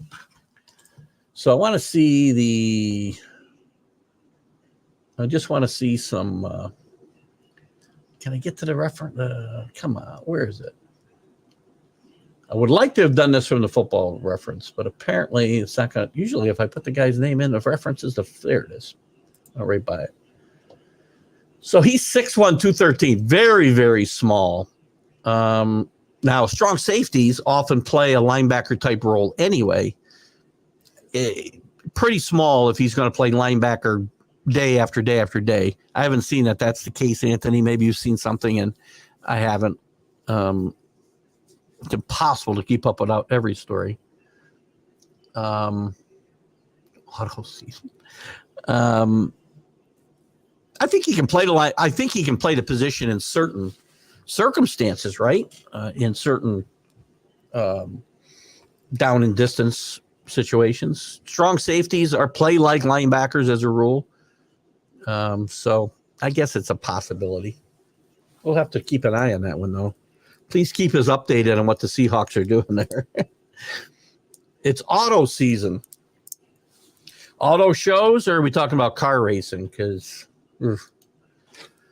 tonight, 7 p.m., are the announcements for Ralph Williams, RW Media. Some big announcements over there as far as his shows and some changes that might be happening. They might be good for you guys because I think they might become more accessible, some of them at least. Again, don't want to take anything away from Ralph, but if you like his stuff, you'll have more chance to see it, I think. Age back in the 70s. Age back in not the 70s. Age. I don't know. Just don't know. Yeah, I said that. That was Denny McClain, Mr. Denny McClain, Mr. 30s, 40s, and 50s. You might have been talking about. I don't know what we're talking about now. Oh my God. Yeah, I did correct him already, obviously, but he had the right team. Denny McClain is a character, by the way. I did interview Denny on my show. It was a audio because he couldn't get video working or something. I don't know, but Denny was a great pitcher. Claimed to have drank, by the way, a case of Pepsi before every start, which already, how do you do that, man? Hyped on caffeine and peeing every, I don't know if I can make it through a half an inning. Got to be bloated like crazy. But he had 2 really good years. Even the year after, or the year before, the year after the 30s season, he had a really Cy Young worthy season. And then he ran into issues, gamblers. I mean, he went to prison for a while for embezzlement after his career. He floated around the Senators, the A's, the Braves later in his career. But afterwards, he became a very successful radio guy in Detroit. And got mixed up with the wrong people, gamblers again. Was embezzling money from some union. But again, then he had an explanation for every one of these things that ever happened to him. He may be maybe he's right. I don't, Denny lived it. I didn't. But he's certainly a very interesting character in the history of Major League Baseball. And was a really good pitcher for 2-3 years there. That's fine. I got one guy saying he got paid and nobody corroborating his evidence. So, Kenny, I'm just, you don't have to apologize. You can believe that if you want. And it might be true. Maybe Bubba got it and nobody else did. Why has Phil Mickelson, John Rahm, the guys who Bubba says are better and more popular to me, especially Phil? Why is Phil? You don't think Phil, if Phil got appearance fees, you don't think Phil would be saying he did? Something doesn't smell right. I like Bubba, but Bubba's, has been known to,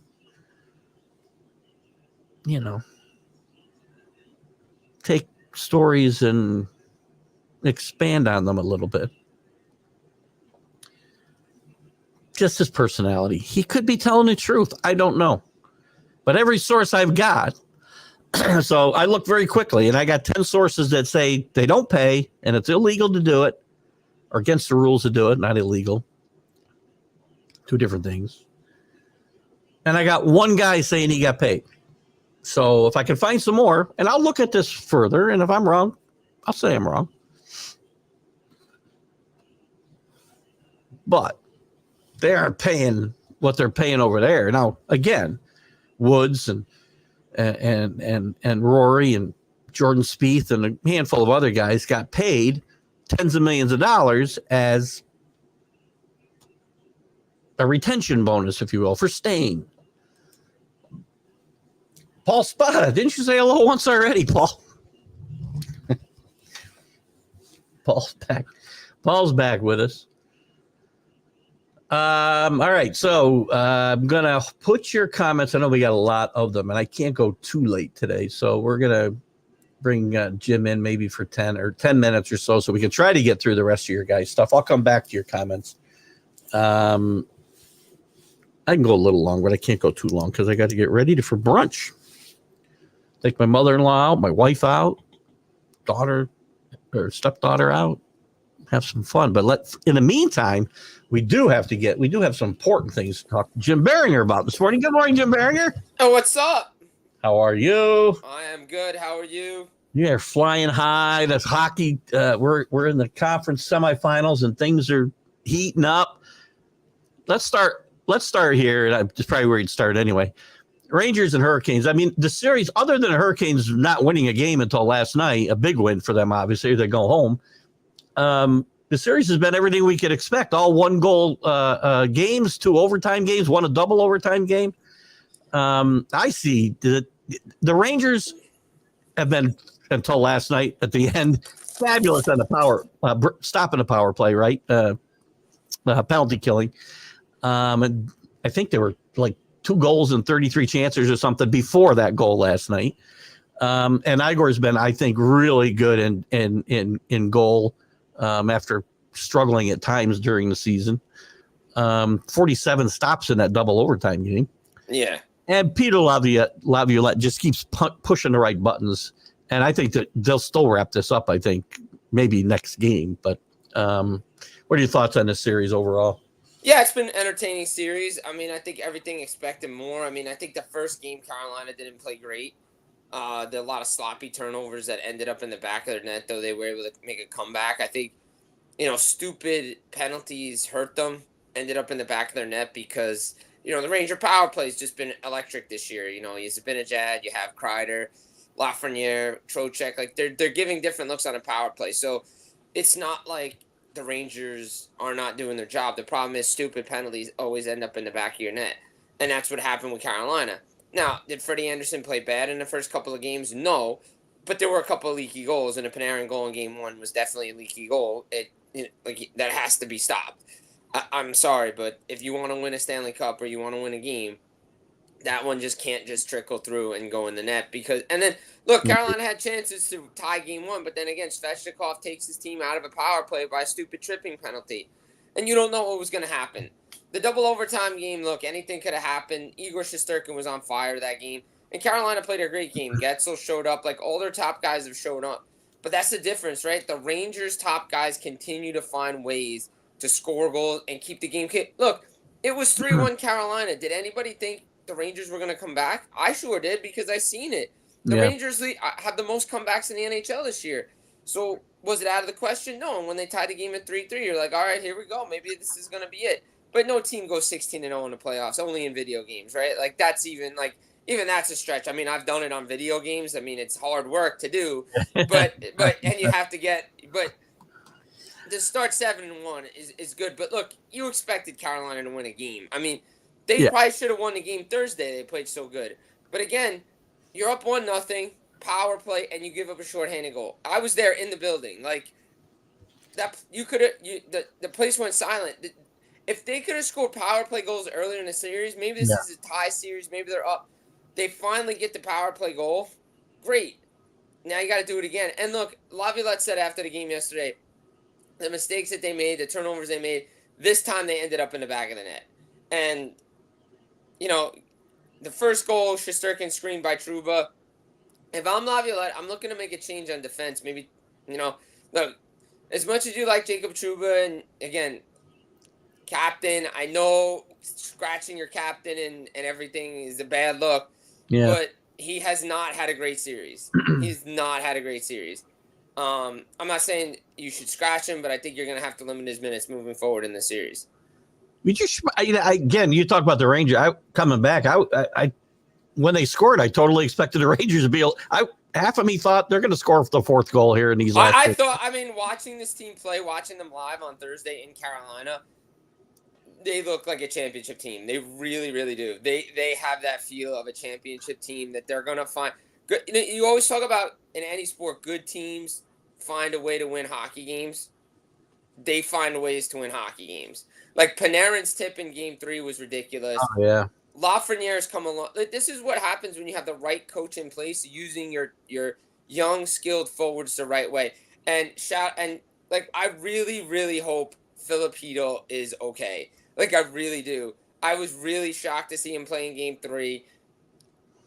He went into the boards towards the end of the game. He got up a little slow, gingerly. He was at the meal on Friday, and then he woke up Saturday not feeling great. You really hope it's a flu or a little bug. We'll find out today. But again, you have to travel. Now you're traveling from New York, from Carolina to New York on a plane. Like, let's see what happens and what progresses.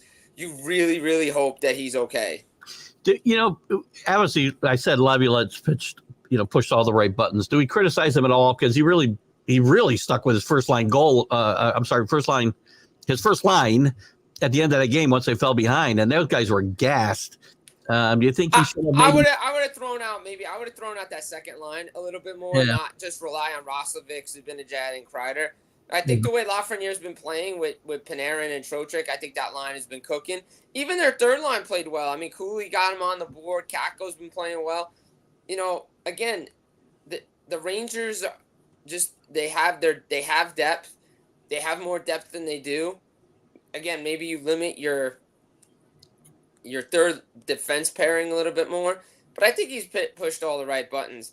I mean, look, there's so many 1994 references with the Rangers, 7-0, like overtimes, like what they're doing.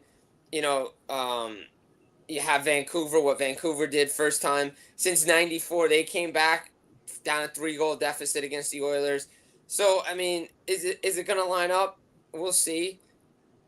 Do I expect the Rangers to be in the conference final? Yeah. Do I think they're going to play Florida? I do. I just think Florida's a better team than Boston. Kenny's a little harsher on New York teams, but I don't think this team is going to fold. I really don't. I think. Look. I remember '94. New Jersey was up 2-0 in Game 6 of the 1994 Eastern Conference Final.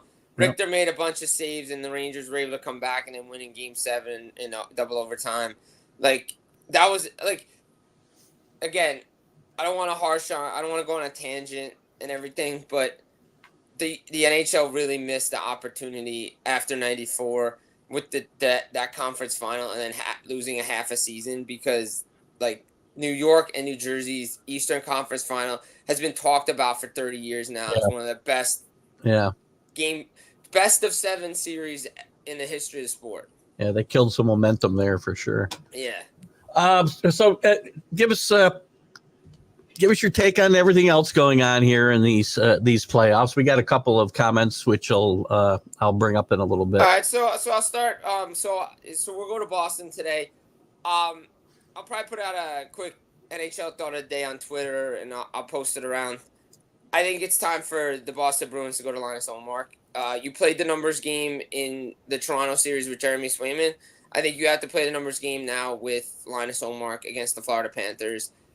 He was 3-0 against them this season. He had 1-3 goals against average, about a .950 save percentage. I think it's time to give him a different look between the pipes. It may sound of desperation, but you played the numbers game with Swayman. I was on board with the numbers game, the statistics, the factual statistics. That Swayman was unbeaten against Toronto, and he had their number. I think you may have to go to Ullmark here if you're Boston. Not sure if Marchand's going to play. It's up in the air. It's probably going to be a game-time decision after the hit he took from Bennett. They got to be able to – look, Charlie McAvoy is a great defenseman. Too many loose plays in his own end, too many turnovers, and all those turnovers are ending up in the back of the net. He's one of the best defensemen in the NHL, but he's not playing like it in the playoffs right now. Boston's power play's got to get going. Again, Florida is just mean, nasty. They're going to beat you up. They're going to pound you, make you work for everything. The Panthers, after Game 1, was there for game 2. They figured out a way to get going again, and their offense is nasty, mean. Defensively, they're good. Bobrovsky's on fire. Good depth team. They're playing like a team that wants to go back to a Stanley Cup final. And caveat is Boston has yet to beat them in the Stanley Cup playoffs. Now, they only played twice, but still, they're unbeaten. Let's go to last night. Dallas. I mean, obviously, Florida. Danny likes Florida, obviously, and Dallas, which I got one Dallas comment here anyway. Look, Dallas going to Colorado, big win for them. Jake Ottinger. This is why you need a number one goaltender in between your pipes, right? Jake Ottinger stood on his head. They were getting outshot 23-12 at one point in the second period, but Dallas was opportunistic. Tyler Seguin looks refreshed. Jamie Benn's playing well, but again, he's playing with the young guys, Stankoven and Wyatt Johnson. Like, Seguin looks like a different player playing with Logan Stankoven. You have Jamie Benn playing with Wyatt Johnson. Their top line's producing. I mean, Joe Pavelski's really not doing much this year for them. He looks like he's older now. That top line, they may have to, but everything is working for Peter DeBoer right now. Their defense, Chris Tanev, a great addition. Miro Heiskanen, he had the coming out party in the bubble, but if you don't know who he is, Heiskanen is a great player on defense. And again, Ottinger. And look, they limited that Colorado power play, no goals. That's a huge reason why Colorado got back into the first 2 games in Dallas. That's why there was a split. But look, Dallas is a deeper team than Colorado. I've always said this. Look, Colorado still needs a second-line center as much as I like Casey Middlestad. They don't have the depth that they used to, the secondary scoring. And their defense is, look, they're trying to do what they did in 2022 with, trying to outscore the problem between the pipes. When you got to Darcy Kemper, you could win. If you can get to Alexander Georgiev, you're going to win. And look, the last 2 goals, it was 4-1. The last 2 goals were empty netters. But still, I mean, a couple of goals Georgiev going to probably want to have back in this series. He hasn't played great. He didn't play like he's playing in Winnipeg. Next game is huge. If Dallas goes up 3-1 going back to Dallas, it could be over. But again, Colorado, I think this still has a feel of going 7. I see Colorado bouncing back, but, it goes to you just can't rely on 4 or 5 guys. You need everybody to be contributing in Dallas. That's what Dallas has right now. And the last series, Canucks and the Oilers tied 1-1. They're playing today, I believe, right? Late. Yikes. Wild first couple of games. Wild first couple of games. Especially game 1, down 4-1. Edmonton, complete control, even though Vancouver was out shooting them. And then here we go, Stuart Skinner. We talk about it. I said it going into the series. I was unsure about Stuart Skinner. Could he be the man there? Defensively, look, do we know what the Oilers power play is? It's automatic, right? Just put a goal on a board. Like, they're going to score. What can they do differently? Well, McDavid, Draisaitl, they're doing what they're doing, right?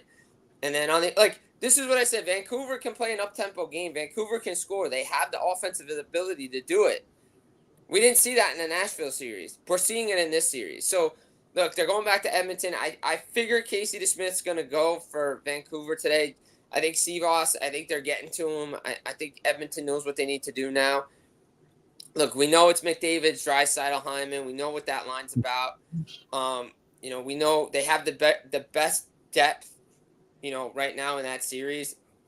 But again, if Pettersson can go going, Brock Besser, JT Miller. Oh, by the way, if you guys didn't watch Henrik Lundqvist on NHL on TNT, this dude is killing it on TV. He's been great.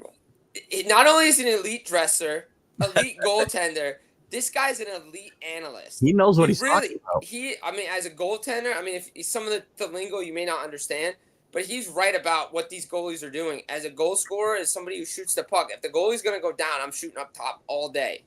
Like, you can shoot that. And he's right. Like, the goaltenders on the post need to move a little bit more. They shouldn't be given that much space to these elite goal scorers. Yeah. And that's why we're seeing these weird angle shots go in, because they're going down so early. Yeah. But Lundqvist is killing it on TNT right now. Again, I love that story about JT Miller and his socks that first year. That was hysterical. That was a great laugh. But look, I think the Canucks, they have to keep playing the way they're playing, but they also have to limit Oilers' power play chances. And I think we know what I think Edmonton's the better team. But again, how much do you trust Stuart Skinner? Because again, there's been some goals that have gone in that you're like, I think he would want those back. Agreed. I like your Oilers to get to the final myself. Probably, hopefully against the Rangers, and we'll see. We'll see. I mean, again, I think if you get to if you look at the East again, Boston's not out of it yet, but it feels like a Florida Ranger Eastern Conference final. Off the outside of the playoffs, big news in Toronto, getting rid of Keith. Yep. Big changes coming here. I got a comment here I want to bring up because Chris brought this up earlier. Find the right coach, and he talked about bringing defense being their big issue. He feels maybe a reunion with Craig Berube. Berube. Yeah. Berube, thank you. Look, I think Craig Berube is going to have. Look, I've been told. Again, nothing official till it's official. You know, we see it all the time in the college world. These verbal agreements don't mean absolutely nothing. Yeah. So, I mean, there's a verbal agreement in place with Toronto, but again, if they find somebody else, then, you know. But again, we don't know what, again, nothing official till it's official, and verbal agreements these days don't really mean anything. So, but I think he would be a good fit there. Look, the one thing I took away from Friday, obviously Sheldon Keefe, one of the best winning percentages in the National Hockey League. He's going to find a job somewhere. Yeah. He had the best winning percentage as a Maple Leafs coach. He made the adjustments. They played better defensively, but their goal scoring just goes away. Like, they're best offensively gifted team in the regular season. They can't score in the postseason. Like, it's like the Oilers don't have that problem, but the Maple Leafs do. Like, it's really weird in the power play and everything. I think Berube is going to – I think it comes down two teams, New Jersey or Toronto for Berube. I think they both want him. I think Toronto will probably pay more to get him. You know, you look at New Jersey, I think the Devils have interviewed Sheldon Keefe for their head coaching position. They've interviewed Jay Woodcroft. They've interviewed Todd McKellen and Craig Berube. Again, you know, the disciplinarian and the authoritarian figure in Berube is good for what the Devils need, accountability. But again, Tom Fitzgerald talked about, we need to use analytics. We need to use the department.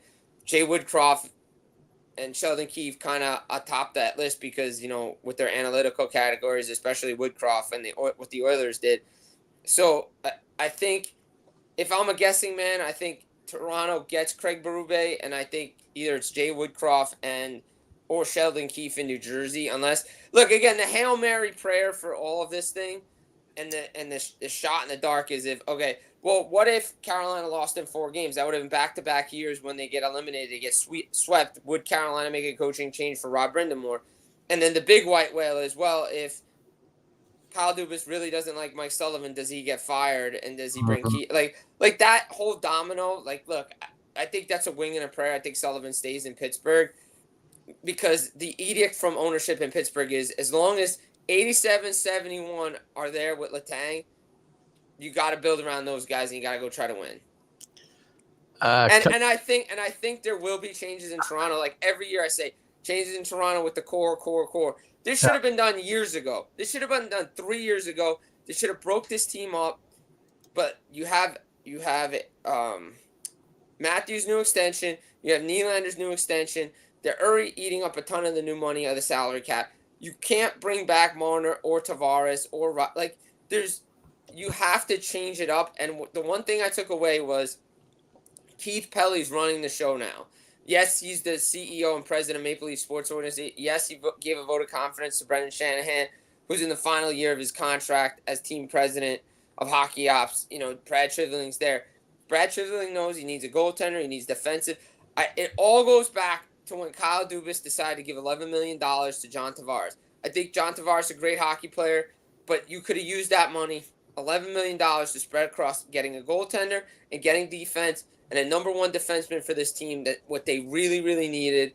And I think the only way to get it is to trade one of those guys. And don't tell me it's not impossible. Oh, yeah, they have no movement clauses. No, you can do it. Tampa did it with Ryan McDonough. They went to him 3 days after they just finished up in the Cup final for the 3rd straight year. They said, look, we can't keep you anymore. The dollars just don't work. Where do you want to go? And you have to do that with the players. I know Mitch Marner loves to be in Toronto. He wants to be. The best thing for him to do is get out of Toronto because his playoff track record is not great. And he'll be the scapegoat. I know everybody says scapegoat, this and that, but the numbers and what he does and what has been seen, I think it's time. And same with Tavares. I know he's a captain. He's not the – look, he wears the C on his jersey. It's 34's team. It's Austin Matthews' team. And the one thing I don't like with Toronto is all the secretive stuff about injuries. Yeah. What did he have? Oh, he got hurt. Oh, it was a head injury. Bro, it was a head injury. The man could barely skate. Like, he had a knee injury.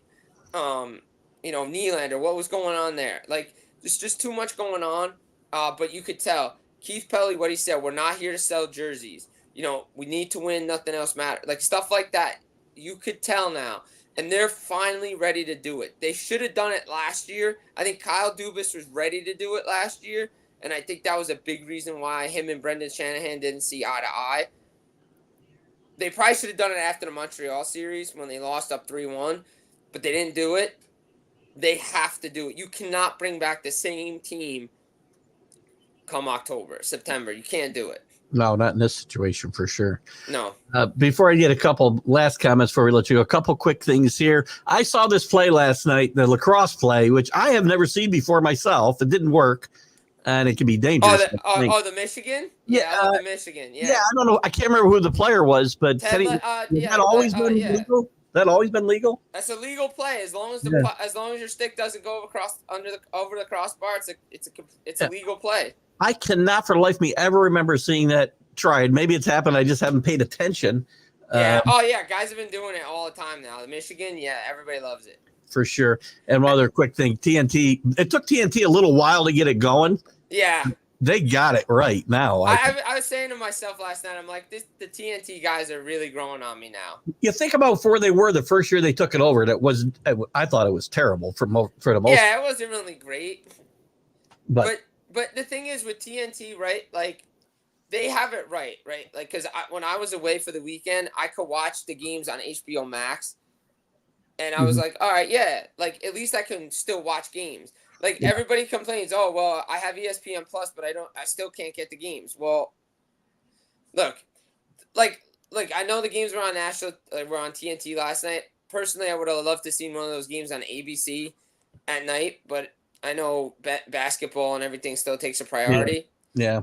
But still, I mean, I think TNT's doing a great job. What else? What do you leave us with here today, Jim? All right. So I guess, you know how I always like to use the sports reporters, which I missed that show. Oh, my parting shot. Love that show. My parting shot. Ryan Smith, find a way to buy the ECHL rights to Utah Grizzlies, please. Like, all the names you're coming up with stink. Like, they really do. Like, they're not good. Like, I'm trying to be like as unbiased as possible, but I'm looking at some of these names and they're just not really good. Like, they're not. Like, I'm just not a fan. Like, I'm just not a fan of any of these team names. Like, first of all, they're gonna wear Utah on their jerseys next year. They're not even gonna have a team name. Like, they're gonna go without a name. Right, they're waiting till the following season to get a Washington. name. They're gonna go with the Utah hockey team. Yeah, club. Yeah, whatever they want to call themselves. They're just gonna be Utah. But they need to find a good name. Like, all right, there's a couple that are okay, but some of them sound too collegey. Some of them sound too soccer. Like I want something cool. And I always said I love the Grizzlies. I mean, look, you have the Frost, Ice, Mountaineers, Mammoth, like Blizzard, Yeti, Outlaws, I guess, is good. Venom is cool. Blizzard isn't bad. It sucks. Like, I hate that. I'm not sugarcoating it. Gonzalez says the Flying Mormons. I don't think that one's gonna. That one's not gonna go over too well. I mean, I think if you had, Outlaws or Yeti, I think they would probably have to go with, like, but they're just not creative. They're really not creative. They're not good. That's why I said, like, I just wish they would just be like, can we just get the Grizzlies from the ECHL? Because that's just like, that's the name. Like, that is the hockey name. Like, the Utah Grizzlies. Like, like that's a hockey name. The rest of them just scream soccer or college. Like I was talking with somebody yesterday. They're like, well, Mountaineers. I'm like, I texted somebody I know who was on the show, who was doing a show. I'm like, no. I said we already have the West Virginia Mountaineers. That's a college name. Like, that's not a hockey name. Like, that's really not a hockey name. Like I said, Outlaws, Venom, Yeti, I guess, but to me, the name is Grizzlies, and every other name just is stupid. I agree. Listen, I got to put this up because I'm not sure. John says, and I think he's talking about you, but you're not AI or something because it sounds like you died. I love hearing Jim's takes. He was one of my favorite hockey guys. Jim's still here. This isn't AI, right? You're still right. No, I'm still here. All right, good. I'm glad to hear it. Maybe he's talking about something else. I don't know. But Jim, I don't know what he's talking about. You're our favorite hockey guy, as you know. So thank you for coming in and giving us this update as you have every week during the Stanley Cup playoffs. And we'll talk to you next week for sure as we head towards getting much closer by that time. Maybe there with a couple of these series. Yeah, I think probably by the next time we talk, we'll have a couple of these things done. Yeah. He says it was a typo. Yeah, it was a typo. Good. I thought John thought you'd passed away, and we just got, I don't know. I don't know what we're doing here. I mean, look, I will say this. Look, the playoffs have been better in the second round. A lot of better games, a lot of better series. I just want to do a parting shot on the Utah names, just because I just don't like any of them. Like, they're really not really good or creative. Like. Yeah. I'm going to vote for the Flying Mormons. I'm thinking I'm with John. I'm going with the Flying Mormons. I mean, we can't even take the college team. We can't even call them the Utes because that's what they, Oh God, Jim Biringer from FullPressHockey.com, LTS. Where else? Quick before I let you. Full Press Hockey Podcast. Get it on YouTube. Full Press NHL Podcast. All the spots, iTunes, Spotify, all that stuff. More places than Apollo Creed has nicknames. I'm telling you. Yep, that's it, pretty much. Jim, thanks for popping in. Great job again today, and we'll talk to you next Sunday. All right, take it easy, everybody. Take care. Happy Mother's Day to you and yours. Everybody, happy Mother's Day. All right, bye-bye. Bye. The great Jim Biringer. Thanks for coming in today, Jim. My God. Guys kill me. Let's go back. We got some comments to catch up on. We're long already, so we're gonna go a little longer. I can go a little bit longer here. Probably 15 minutes or so. I got to get back to where I was. Auto season. Ralph, McLean, PGA, Paul Spada. Here we are. Anthony Price, rumor just reported Jared Goff might be the next quarterback to get a mega deal. Giving Jared Goff a mega deal would be a tremendous mistake. He can't make the kind of money Aaron Rodgers makes. He's not that. I mean, he's good. But, God. Jared Goff is always going to be one of those guys, I say this a lot, that's going to remember who he is in the big moment. They had the 49ers down. Jared Goff was big part of that failure at the end of that game. I'm sorry. Great year. He didn't play well when the Rams Super Bowl. I know he's much younger against the Patriots, but just not. It could happen. It'll probably happen, though. I mean, they're sold on him now. Skeens is the kid called the mustache in the movie Blended. I don't know that movie, but I will give you that, Kenny. Blue Jays came back to win from a 7-1 deficit to win 10-8 against the Twins. Kind of reminding of being up 9-0, I think, against the Indians in the playoffs and losing 10-9, if I remember right. It's when I thought Schneider would get fired first. If Rocco Baldelli, if you're Rocco Baldelli in his current era, how do you address the team? I saw Willie Castro gave up on fly balls, and I could see fire in Rocco's. You know what you do is you go. I don't care about the current era. I care about what should be done. Go in there and frickin' tear the locker room apart, a la Billy Martin, a la the great scene in one of the Texas losses. I talk to you about Garrido all the time. Go check out some of those tirades. That's how you get guys' attention. I said good morning to Steve up in Perth. Thank you. John Gonzalez, that's not in the day. I'm not sure. We're probably back in the 30s, 40s, and 50s. I don't know. I don't need your comments. You don't know more than me. Nobody knows more than anybody. Don't worry, John. Don't take anything personally here, John. Us Perth guys sometimes get a little excited. I'm not even sure what you guys are squabbling over. I will tell you this, John, nobody knows more than John. John's a good man. There's a current YouTube ad for Google that starts with a guy saying you don't need to have the experience or have a degree to work in analytics. Yeah, it does say it all. You can make up anything, like WAR, for instance, the most overused thing in sports analytics. Exit velocity, all of these things are overused. But everybody's got a different formula, and you have to make so many grand assumptions. And the WAR is replaced over the people that is based off of a lot over the people that replaced you. Well, what if, some great player had a great player that replaced him? It's going to affect his WAR. And another guy's got, a guy coming up from AA who can't play. God. It was Mr. Gifford getting cute with me about 1976. I'm not sure. I don't know what happened there. I have no idea. Again, be nice, guys. We're all having fun here. My Atlantic analytic, it's just saying, I agree 100%. And again, one of the stupidest, and it's not necessarily analytics, right? Well, it's part of analytics.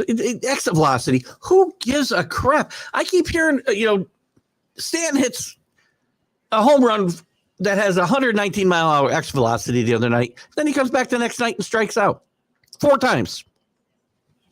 Doesn't touch the ball. That's 0 exit velocity, which is much worse than hitting a home run once a week. Once a week. Oh, all right, once a week. Once every 10 days, and hitting it 120 miles an hour. I could care less. I care more about his 230 on base percentage. Chris F. Grave, Nazam is good, but I don't think he's Hall of Fame either. We'll bring that up to Jim again. Keep that question on the back burner there, Chris, and we'll bring it up to Jim. But I would think he'd have the same kind of opinion. I heard the Jets offensive coordinator is trying mushrooms. Well, we might as well try anything. CA's got the Stars. We talked about the Stars taking a 2-1 lead. Rolling Rock. Nothing better on a hot summer day. I used to like Rolling Rock. Latrobe, Pennsylvania. Might be the oldest beer in America, if I'm not mistaken. It's really good beer.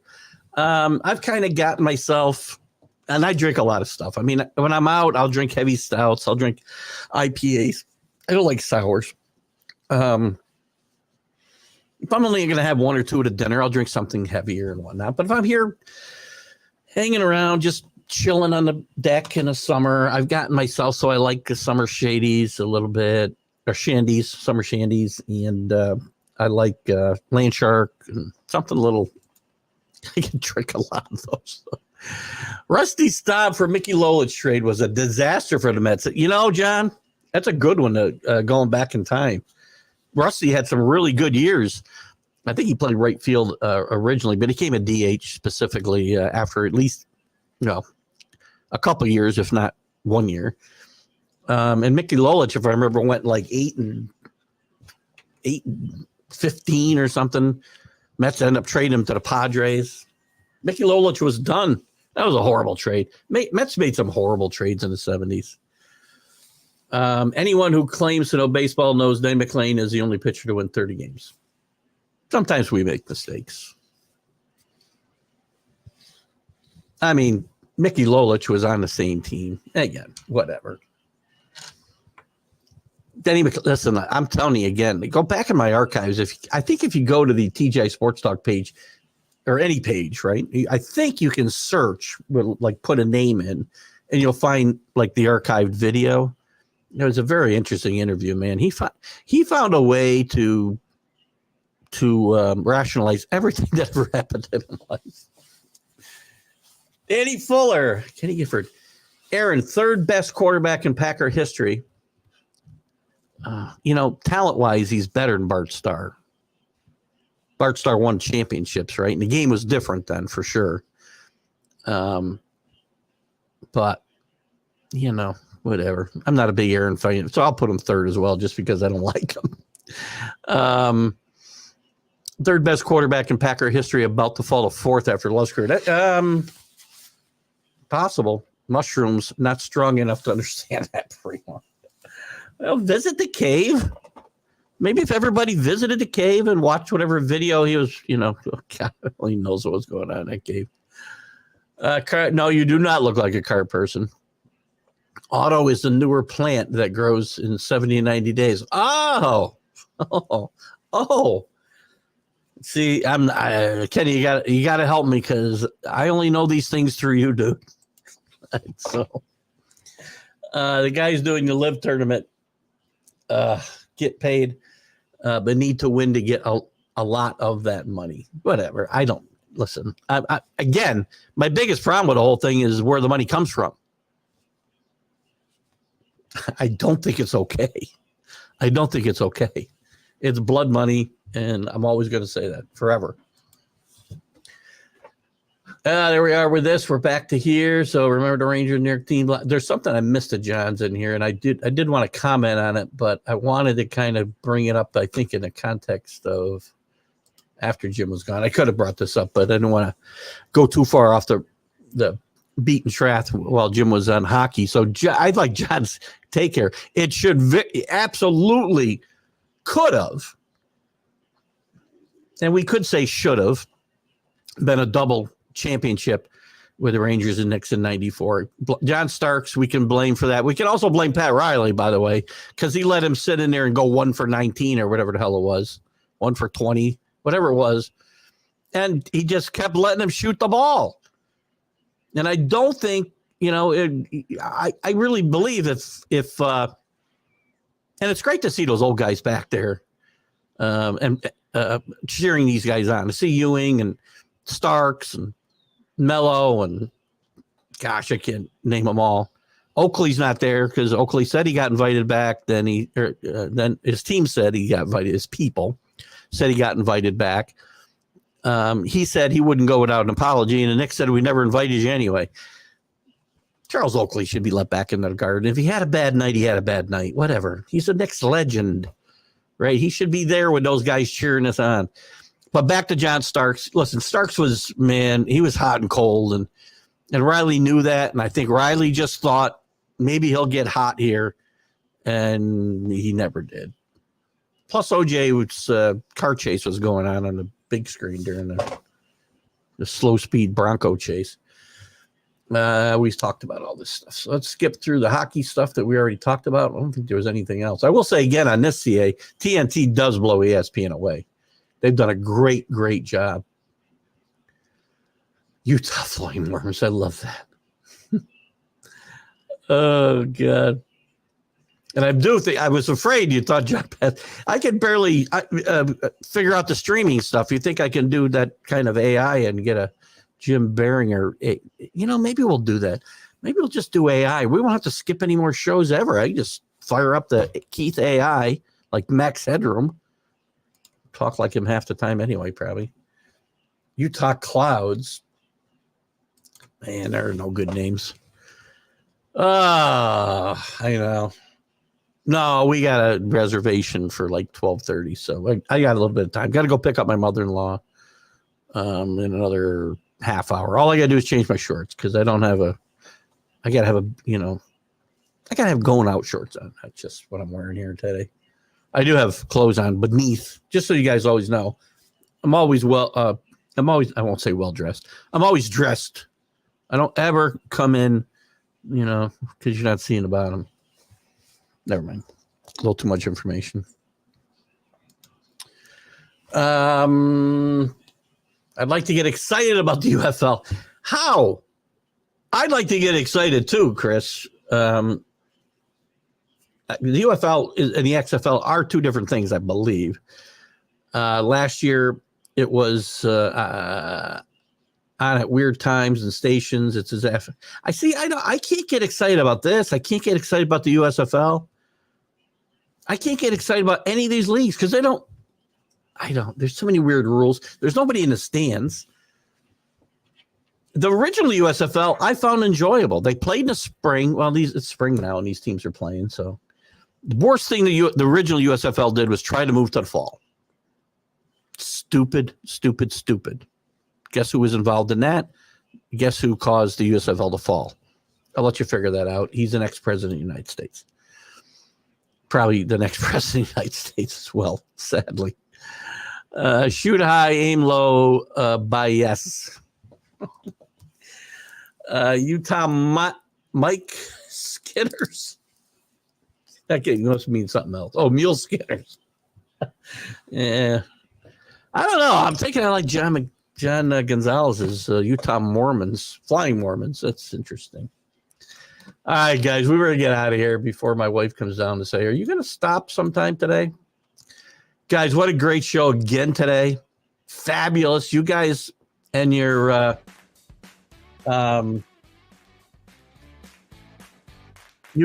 comments carry this Saturday show, and I love it. Let me change my banner here real quick. The hell with it. I'm not going to worry about it. Got another comment popping in here. Happy birthday, Lou Whitaker. My wife shares my birthday with a lot of great people. Thank you for the birthday updates, Chris. Where are we here? Thank you, John. There, Danny. What's that? Oh, Danny. Danny's the best. Sending the stars. Love it. John Gonzalez, I want to let you know, if you come up when we have our little, we gotta figure out something with a happy hour. If you come up, which I know is tough for you, you'd like Kenny. Kenny's a good egg. Kenny does always come across here. Kenny mentioned earlier he shouldn't be talking to anybody he doesn't know. If you came up, you'd like Kenny a lot, I'm sure. And Kenny, I'll give you I'll put I think you've got my number. If you don't, I'll send it to you again and we'll talk. Let's talk tomorrow sometime about golf. All right, buddy. Guys, see you later. We'll see you when I see you again. Wednesday with the college football huddle. We'll be talking about maybe a little hiatus. We'll see how things go. We've had some pretty good crowds, and as long as the comments and topics are there, we'll do it. And next week, my guest will be Billy Martin Jr. on 101 with Keith Engle. You'll see some promos come up for that very shortly. Guys, thanks so much for coming in again today. We'll see you. Happy Mother's Day to everybody. Happy birthday to my wife again. Keith Engle, TGI Sports Talk, Stream of Consciousness. Monday, Stream of Consciousness. See you later. Bye-bye.